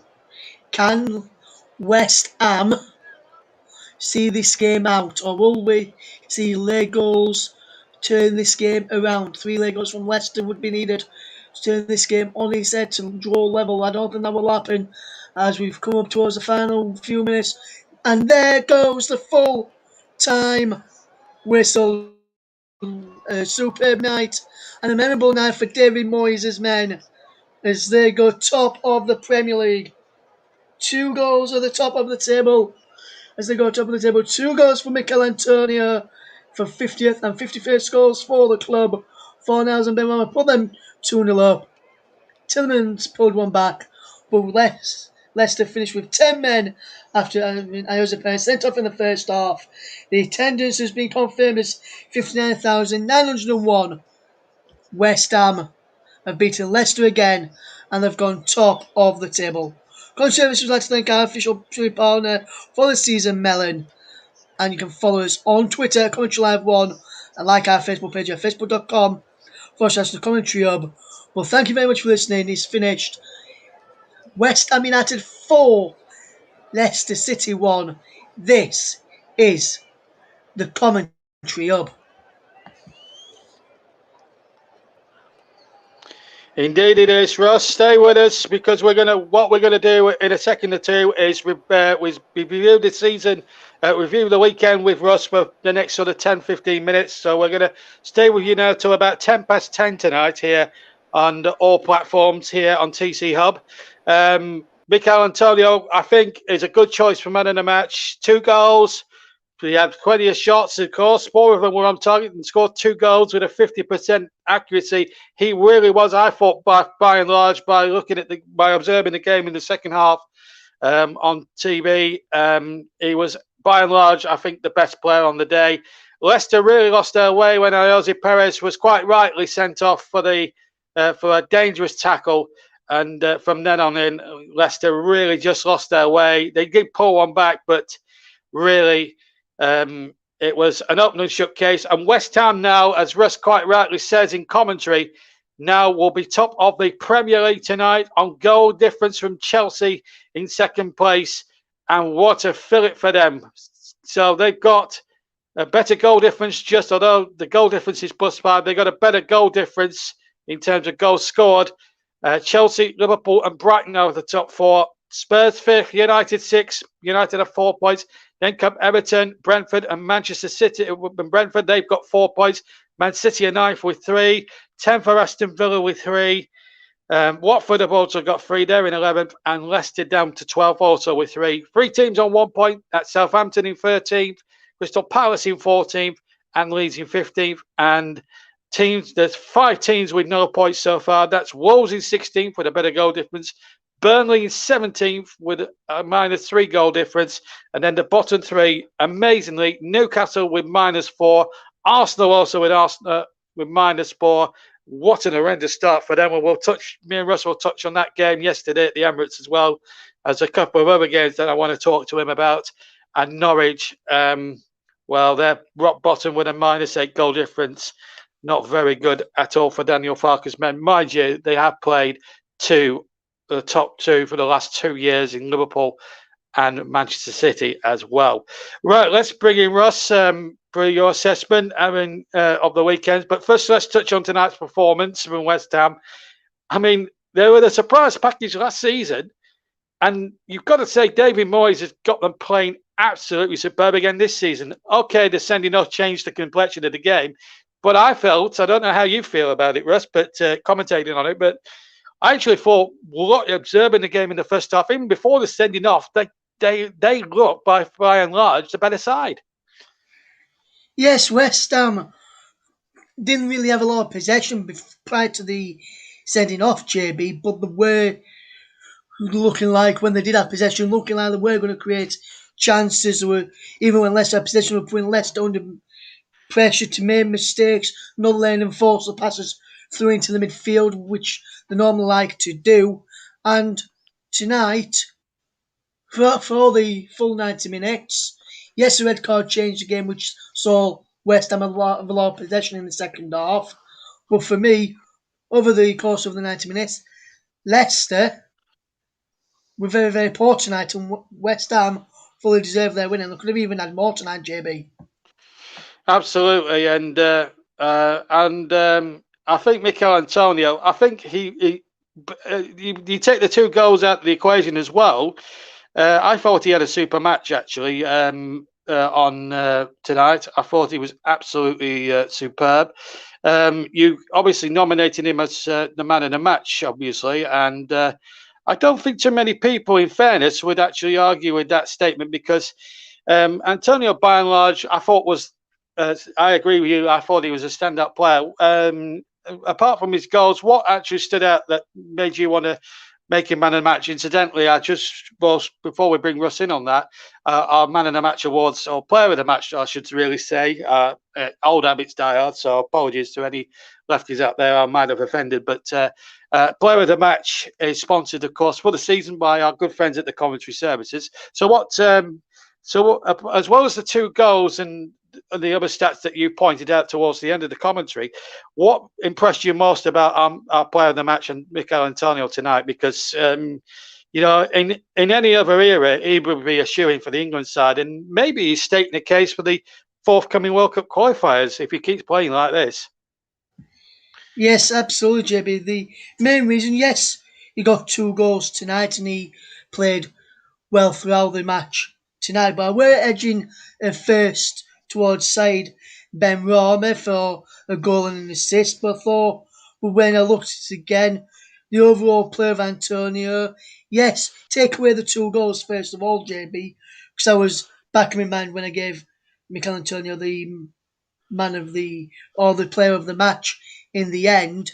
But if you just look at his work rate, he was causing the likes of Soyuncu and Marty to make mistakes at the back, caused Tillemans and Ndidi not to get the ball out and play through the lines into Madison or even out wide to Harvey Barnes and Jose Perez when he was on the pitch. So I think it was a lot of fun in the Leicester side making them main mistakes. And I think, and one thing that I did tip it towards him rather than side Ben Rama. Yeah, he had a good game, by the way.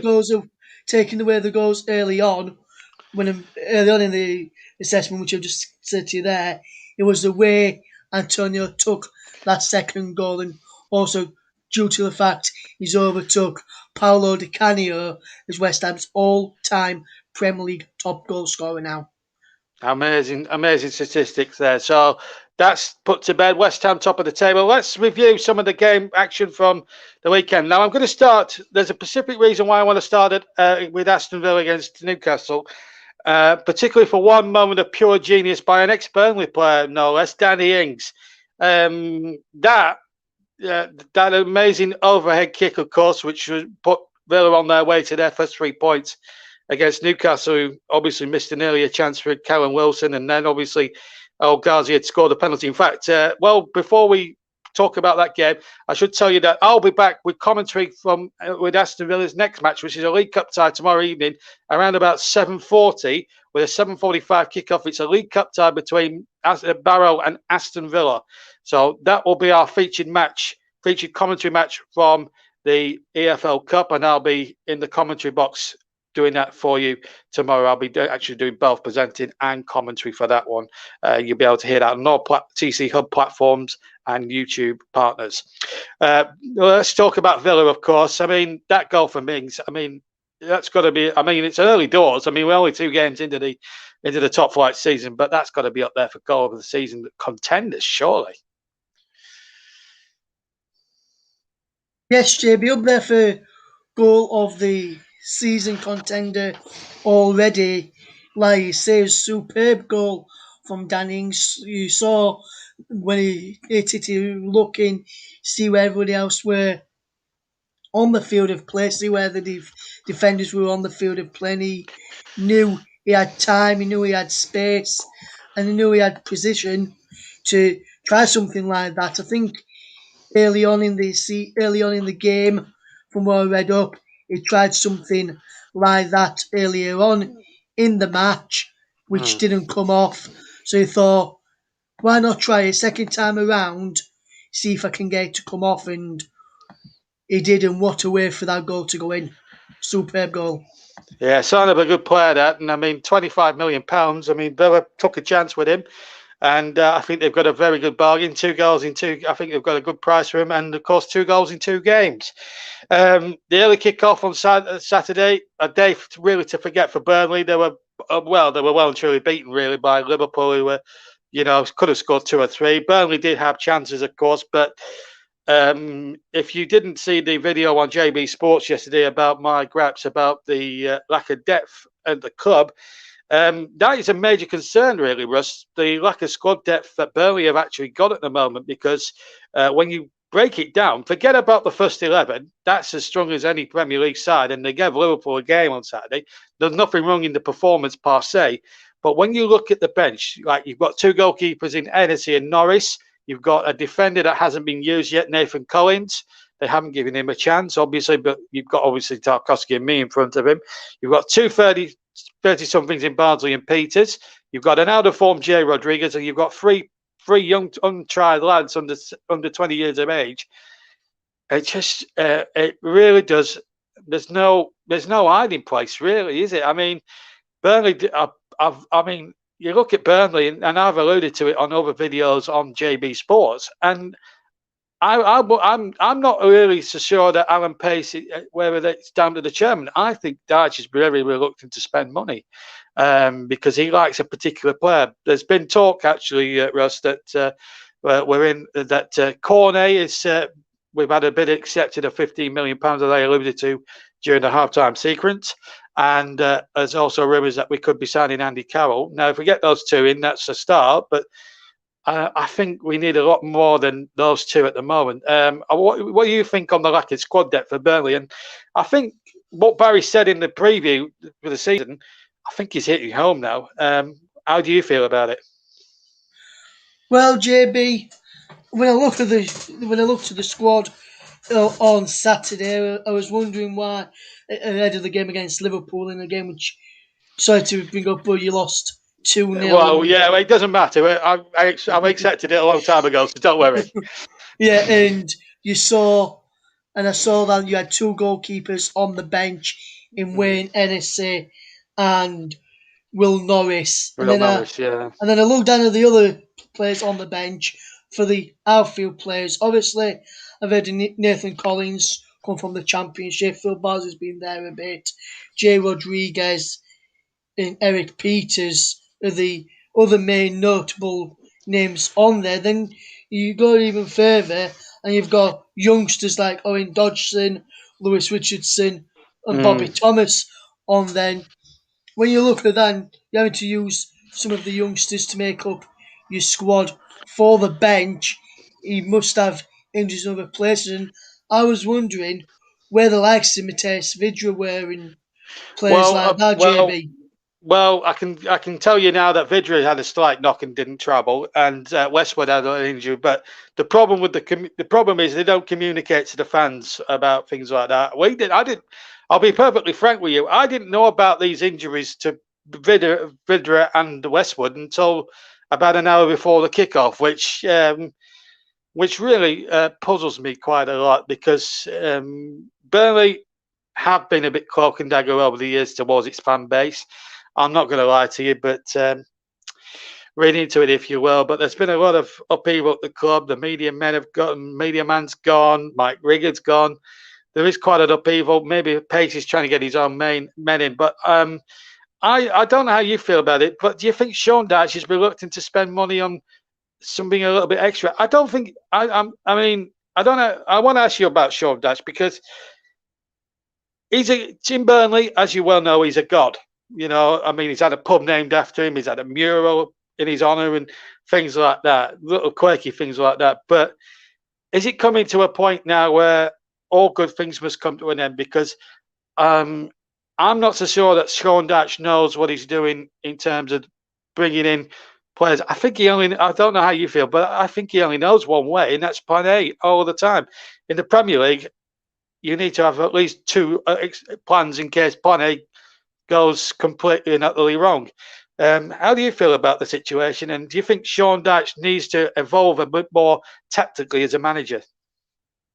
Well, the first question is in regards of, do I think he's reluctant to spend any money? I'm wondering if at the moment Alan Pace, with the window coming up towards the end, has said to him, get people in early who you think can have an immediate impact before the actual season starts, which is fetched in the likes of Nathan Collins, who, yes, so far is on the bench, but if called upon, he can have an early impact in the game, in games. I mean, what I've seen from him in the Championship last season and over the last few seasons.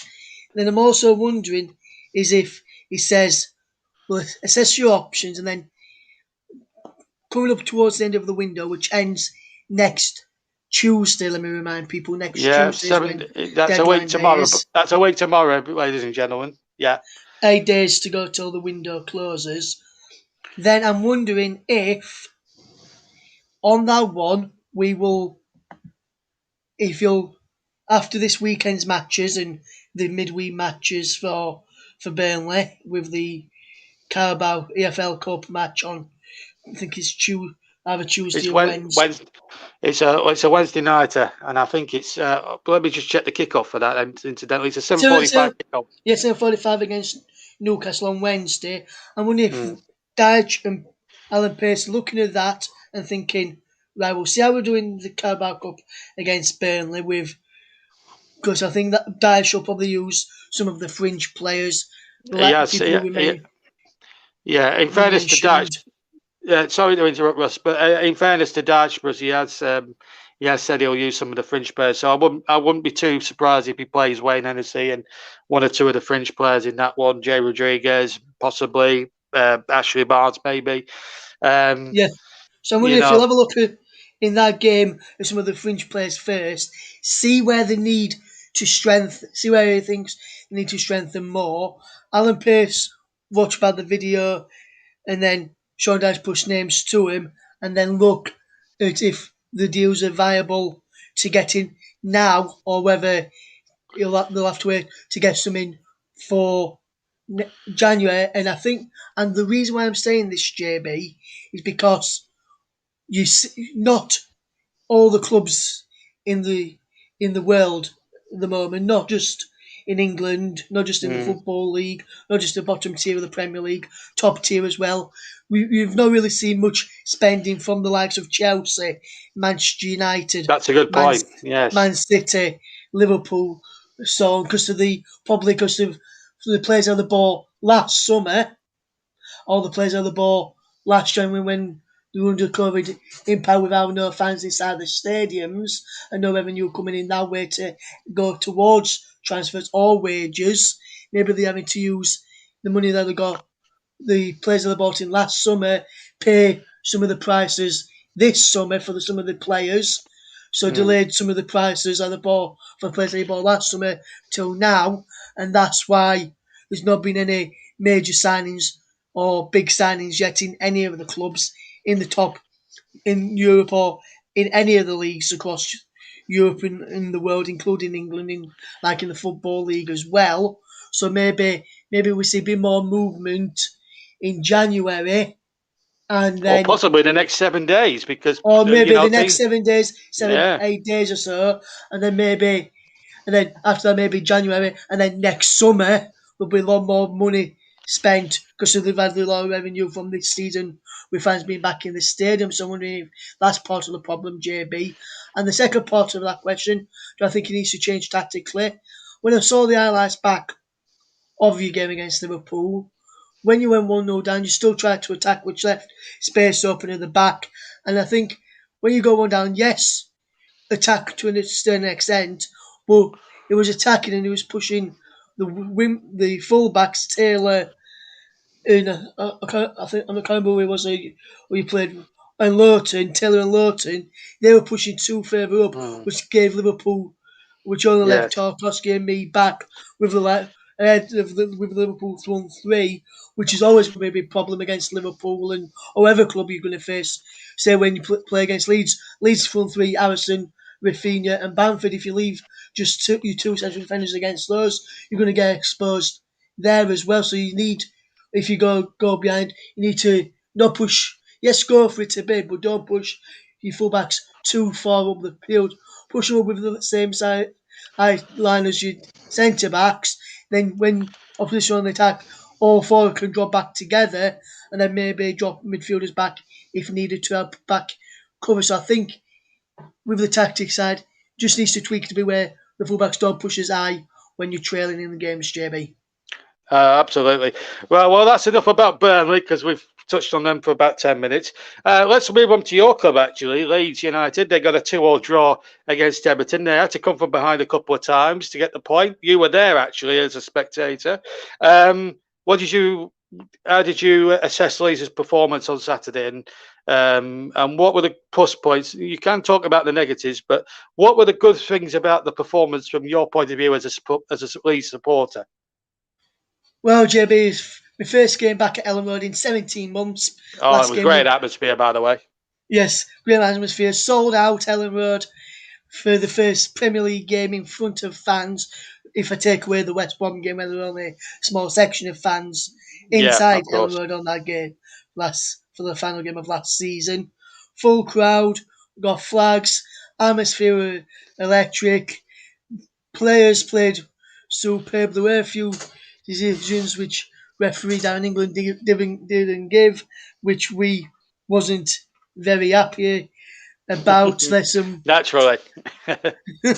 And there was one where he booked Patrick Bamford in the first half, and I've seen footage back to us at the other end of the pitch from where it happened, and Mina kept falling to the ground and falling to the ground and getting back up and then falling back to ground while keeping all the possession from Patrick Bamford. And then he got up, Mina fell to the floor again. He got up after Bamford blocked his clearance down the field, and he looked to me, JB, as if that Yerry Mina bit Patrick Bamford on the arm as he got up, and then tried to get him sent off by putting his head towards Bamford's head to try and get Bamford to headbutt him. And I've seen a comment on social media, I think it was yesterday, saying someone who was down near the stand where he was saw Bamford lift up his shirt and have blood pouring down his shirt from where Mina caught him. He didn't get penalised for that, Yerry Mina. Can I ask a question? Will VAR call to this? From what I saw and from what I listened back to, VAR did check it and said there was nothing wrong on Yerry Mina's part when apparently you could clearly see that he actually put his mouth to his arm as he got back up. It sounds like some VAR controversy there. I must admit I've not seen the full highlights back, but from what you've seen and what you've said, then it looks like VAR have missed a trick there with that. Yes, and then going on to the penalty which Everton got, which put them into the lead, JB, when Dominic Calvert-Lewin went down inside the penalty area. At the time inside in the ground, I turned round to people back, and as I said, to the back of me, and I said, I think this is a penalty, I think this is a penalty. But when I've seen it back later on that evening, when I got back and listened to what Liam Cooper said, I concur with what Liam Cooper said. It wasn't a penalty. DCL grabbed hold of Cooper's shirt. Cooper grabbed hold of him. And then you see, we're still holding on to Cooper's shirt, while Cooper had hold of his. DCL chucked himself to the ground. Referee had a perfect view, said no penalty. VAR got involved, and it was Kevin Friend, went down in England had a perfect view, and he said penalty. And yet, later on in that game, Yerry Mina again, JB, I'm going to mention Mina again. It was towards the end. You don't hold back. Just tell the listeners. I don't hold back, guys. Yerry Mina at the end grabbed hold of Patrick Bamford by the head inside the penalty area as he tried to flee the ball in towards the end of the second half and brought him down. Referee blew up for full time. Leeds fans chanting for VAR, and I didn't already know this at the time on the ground, but then when I listened back on the highlights on TV later that day, VAR already checked it and said it was not a penalty when you could clearly see he had his hands round his neck and pulled him to the ground. Well, there you go, folks. We unearth controversy on the commentary hub. We're better than the BBC, aren't we? In earthing out the finer points of the game, and Ross has eloquently put it quite well. But so controversy at Ellen Road, but a good point though for Leeds United nonetheless against a very good Everton side. I just want to point out, JB, I was for the Rafinha goal. I had a perfect view of the strike from Rafinha, and what a hit he was as well. That's his third goal in 3 games against Everton now. Won at Ellen Road last season, won at Goodison Park last season, and won at Ellen Road this season. I just want to point out as well, he may not have gone on the field of play on Saturday or against Manchester United last week, but it's finally good to see Adam Forshaw back amongst the Leeds United Absolutely. first team again. He's not played since we played Charlton back when he was back in the Championship, away from home when he suffered an hip injury. Been out for quite a long while, and he is now back amongst the first team squad. And I think a player to keep an eye on, JB. He's not featured yet for the first team. He's been on the bench the past couple of games. I'm going to earmark this person who I think is going to have a really good future in the game. Crescencio Somerville. Remember the name. He could be on show for Leeds against Crewe in midweek, so if you can manage to see any highlights, keep a check. But Crescencio Somerville, quick winger and loves to have a strike. If you've not seen it yet, check out his goal for the Leeds under-23s against Crystal Palace last Monday night at Selhurst Park. That was a superb goal and also a superb pass from Jack Jenkins to set him up as well. And also another player to keep an eye on, Joe Gellart as well. Superb striker, got a goal for Leeds as they lost 4-2. Under-23s lost 4-2 to Tottenham this afternoon. There you go. Thank you, Russ. There you go. 2 to watch for the future. Thanks to your big match commentator there, and of course, resident Leeds fan. Right now, we are running out of time. We've got about 5 or 6 minutes left of the program. We've already talked about Arsenal yesterday, so we're going to park that there. That was yesterday. We did speak about that at length after that with Mike and with Russ. Manchester United drew 1-1 against Southampton yesterday, of course. Let me remind you how that result came about. Just bear with me. It's August, isn't it? Yes, August results. Yes, so Southampton 1-1 with Manchester United. Let me remind you how that came about. Southampton took a 1-0 lead for an own goal by Fred. Although there was a bit of controversy in the build-up. But Mason Greenwood equalised after an assist by Paul Pogba. United lose their 100% record. Now, there was a little bit of controversy about that opening goal for Southampton. Now, Ole Gunnar Solskjaer has complained about the referee afterwards in his post-match interview that Bruno Fernandes was fouled in the build-up for what he thought was a dangerous tackle, although people will probably say otherwise, in the build-up to the own goal scored by Fred for Southampton. What's your views on that, and what do you think of? In fact, I'll go as far as to say Klopp and Solskjaer have been very critical of the ruling, and obviously they're suggesting that football, where they're speaking, they think that that the referee's agenda to play on, even if it's a bit more of a, shall we say, a meaty challenge, should be penalised. What do you make of Solskjaer's comments on that goal yesterday for Southampton? Well, I only saw the highlights of that because I was elsewhere yesterday afternoon while that game was being played, doing other things yesterday afternoon while that game was being played, JB, and I've seen the incident back, and I think it was a fair challenge on Bruno Fernandes. The Southampton man clearly won the ball, and there was nothing wrong with the challenge. Maybe you can argue it came from tackles from behind, but I've seen a lot of tackles from behind already this season in the Premier League. There was even some when Manchester United played Leeds last week where Bruno Fernandes, who was challenging from behind on a Leeds United player, I think he was on Rafinha last week. That's actually true, yes. And that didn't get penalised. Yet, and then the Bruce on the other foot, Fernandes is being fouled from a challenge from behind. Manchester United are wanting that free kick. So, and they were saying last week that wasn't a free kick on Rafinha. So, you can't have one rule for yourself and one rule for everybody else. Ole. So, it was never a free kick. So, I just want to say, Ole Gunnar Solskjaer, if that was a free kick yesterday for a foul on Bruno Fernandes, then last week, in the build-up to Fernandes' I think it was Fernandes' second goal against Leeds, should have been disallowed. And Bruno's third goal against Leeds should have been disallowed for an offside, which he never got picked up by VAR, Yeah, who I said it did was see. onside. I've got to concur with you. He did look offside last week, so yeah, I'm with you on that one, Russ. So that's that. So that's cleared up. A good result on the road for Brentford. Obviously, there were chances in that game against Palace, but Brentford. I mean, that's an amazing start for them. A win against Arsenal in week 1, and now week 2 they've got a draw. They have 200 derbies, 4 points. I think Thomas Frank, if you'd offered him those 4 points now, Russ, I think he'd be delighted with that, wouldn't he? You would think.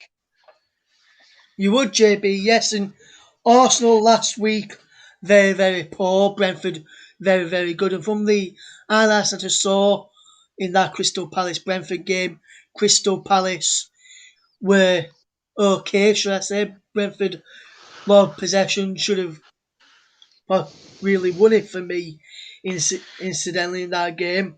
But very, very unlucky not to win it, Brentford, for me on Saturday. And I think if they had a winning, no Crystal Palace fan could complain. And we mentioned about Arsenal there as well, briefly, JB, when we mentioned about the Brentford one. And just Arsenal has lost more home games in 20 months under Mikel Arteta than they did in 6 years under Wenger at the Emirates. And Yeah, since losing to Leicester, I think the last win of the Emirates for Arsenal may have been against us back in it is. February last year. Yeah, And we'll your touch team on Arsenal a bit, Burnley Brie. and your Yes, team Burnley actually did the double over Arsenal last year. that's not strictly true. Actually, we took a 1-1 draw at Turf Moor, so no, we took 4 points. I just want to put you straight on that one, Russ. You've been good with the stats up until then, but I can tell you it was a 1-1 draw. We actually should have lost that match at Turf Moor, funnily enough. But having said that, no, we took 4 points. We did win it. You are right, though, that we took points at the Emirates, although I thought we were quite lucky. But no, it is a sad state of affairs at Arsenal, and we touched on Arteta's future yesterday. But let's finish with a positive, and we've got to finish with Jack Grealish, of course, Manchester City's new £100 million man. Scored on Saturday, even if it was a bit on the fortuitous side. And as Manchester City just rolled over Norwich, of course, there was also a win there for Brighton as well. We're not leaving Brighton out, but their game was a bit more low key against Watford. But I want to finish with Manchester City, if I may, Russ. I mean, it was an expected 5-0 result. Most promoted teams will go there, have a go for about 15, 20 minutes, and then Manchester City will always get that breakthrough, however lucky or fortuitous they may get that first one, and then the floodgates opened up, and it was a classic case. But for Jack Grealish, that'll be a big weight off his shoulder.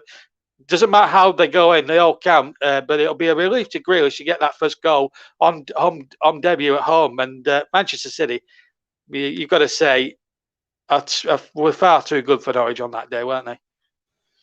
The word JB, yes, the Man City was superb that day from the highlights I saw. Obviously, I didn't see the game because it was a Ellen Road, as we've already touched upon. But from what I saw on the highlights, it was superb. And in the predictions, which I did on here alongside Luke Turton, which I'll announce the results of in the next couple of days or so, just keep a check out on the socials to see how me against Luke went on in the predictions for the Premier League, including this game tonight. I actually went for 6-0 Manchester City, and I thought they might have got that later on as well. And with Jack Grealish, everyone was saying he's very, very lucky. I think he was lucky as well. But for Jack Grealish, it doesn't matter how he goes in. He could win off his backside for all he cares, and he still scored. But off his knee, and he just bounced off his knee. Unfortunately for Norwich, he went in, and unfortunately for Norwich, Tim Krul with a own goal in that one as well. And for what I saw, very unlucky for that one for Tim Krul as well. Yeah, absolutely. Well, thank you, Russ. I mean, it's been It's been a nice half an hour chat. And actually, for any of our Monday night games that we're going to do on the TC Hub, I think we'll make that. I think after the match, Monday night matches, any Monday night matches we do in the Premier League here on TC Hub, we'll do a little review of the weekend after, a little feature for you, just to give that coverage a bit more of a rounded depth and obviously look at most of the sides in the Premier League. Anyway, that's about it for myself and Russ. Big thank you, of course, to Russ. And speaking of Russ, he will be back on Friday with a live Premier League prediction against another guest. Join him at midday, around about midday for that one. And of course, he will let you know how he got on against Luke in the predictions. Our answer to Mark Lawrenson, of course. And I'm sure he's laughing in the background there. But yeah, anyway, as for live action, I'll be back tomorrow in the commentary box, as well as hosting as well. We're going to be covering some EFL, we'll be covering a tie from the EFL Cup, in particular the game in the Lake District. Yes, we're going to be in the Lake District tomorrow for unofficial live commentary of Barrow against Aston Villa, as Villa make that the long trip up from the Midlands up to the Lake District. Join me at around about 7:40 tomorrow night. For a 7:45 kickoff, full match commentary, and just to remind you, if it does end a draw after 90 minutes in any of the ties in the next couple of days, then it will go straight to penalties. Just to remind you of that. And of course, we'll have another League Cup tie. I would have thought on Wednesday, but I'll tell you all about that tomorrow. As for hopefully, we'll be still hoping to cover some Premier League action on Saturday, and of course, we've got international football hopefully coming your way as well in a couple of weeks' time. So plenty of good commentary and a lot of good content coming your way on TC Hub, JB Sports, J-DAC Football, Storm FM, and Periscope, Twitter, and Twitch, and Commentary Hub too. Of course, I nearly forgot that. Sorry, Russ. I nearly forgot your channel. Anyway, big thank you to Russ and for his comments and his punditry tonight on his review on the thing. Very forthright as usual, Russ. Never holds back, and I hope you've enjoyed our coverage tonight. Well, West Ham were before one winners. Leicester, a very sorry display. Jose Perez rightly sent off for a horrible challenge. They might give him a free match. I think he'll get an automatic 3-game ban. It was a straight red, turned on VAR. But West Ham, superb. Mikel Antonio took his 2 goals well. And now they're blowing bubbles at the top of the league. Isn't it nice to be a West Ham fan? From all of us here at the Commentary Hub, have a fantastic rest of your Monday. And I'll see you tomorrow for Barrow against Aston Villa in the EFL Cup. But from all of us here, take care. Good night.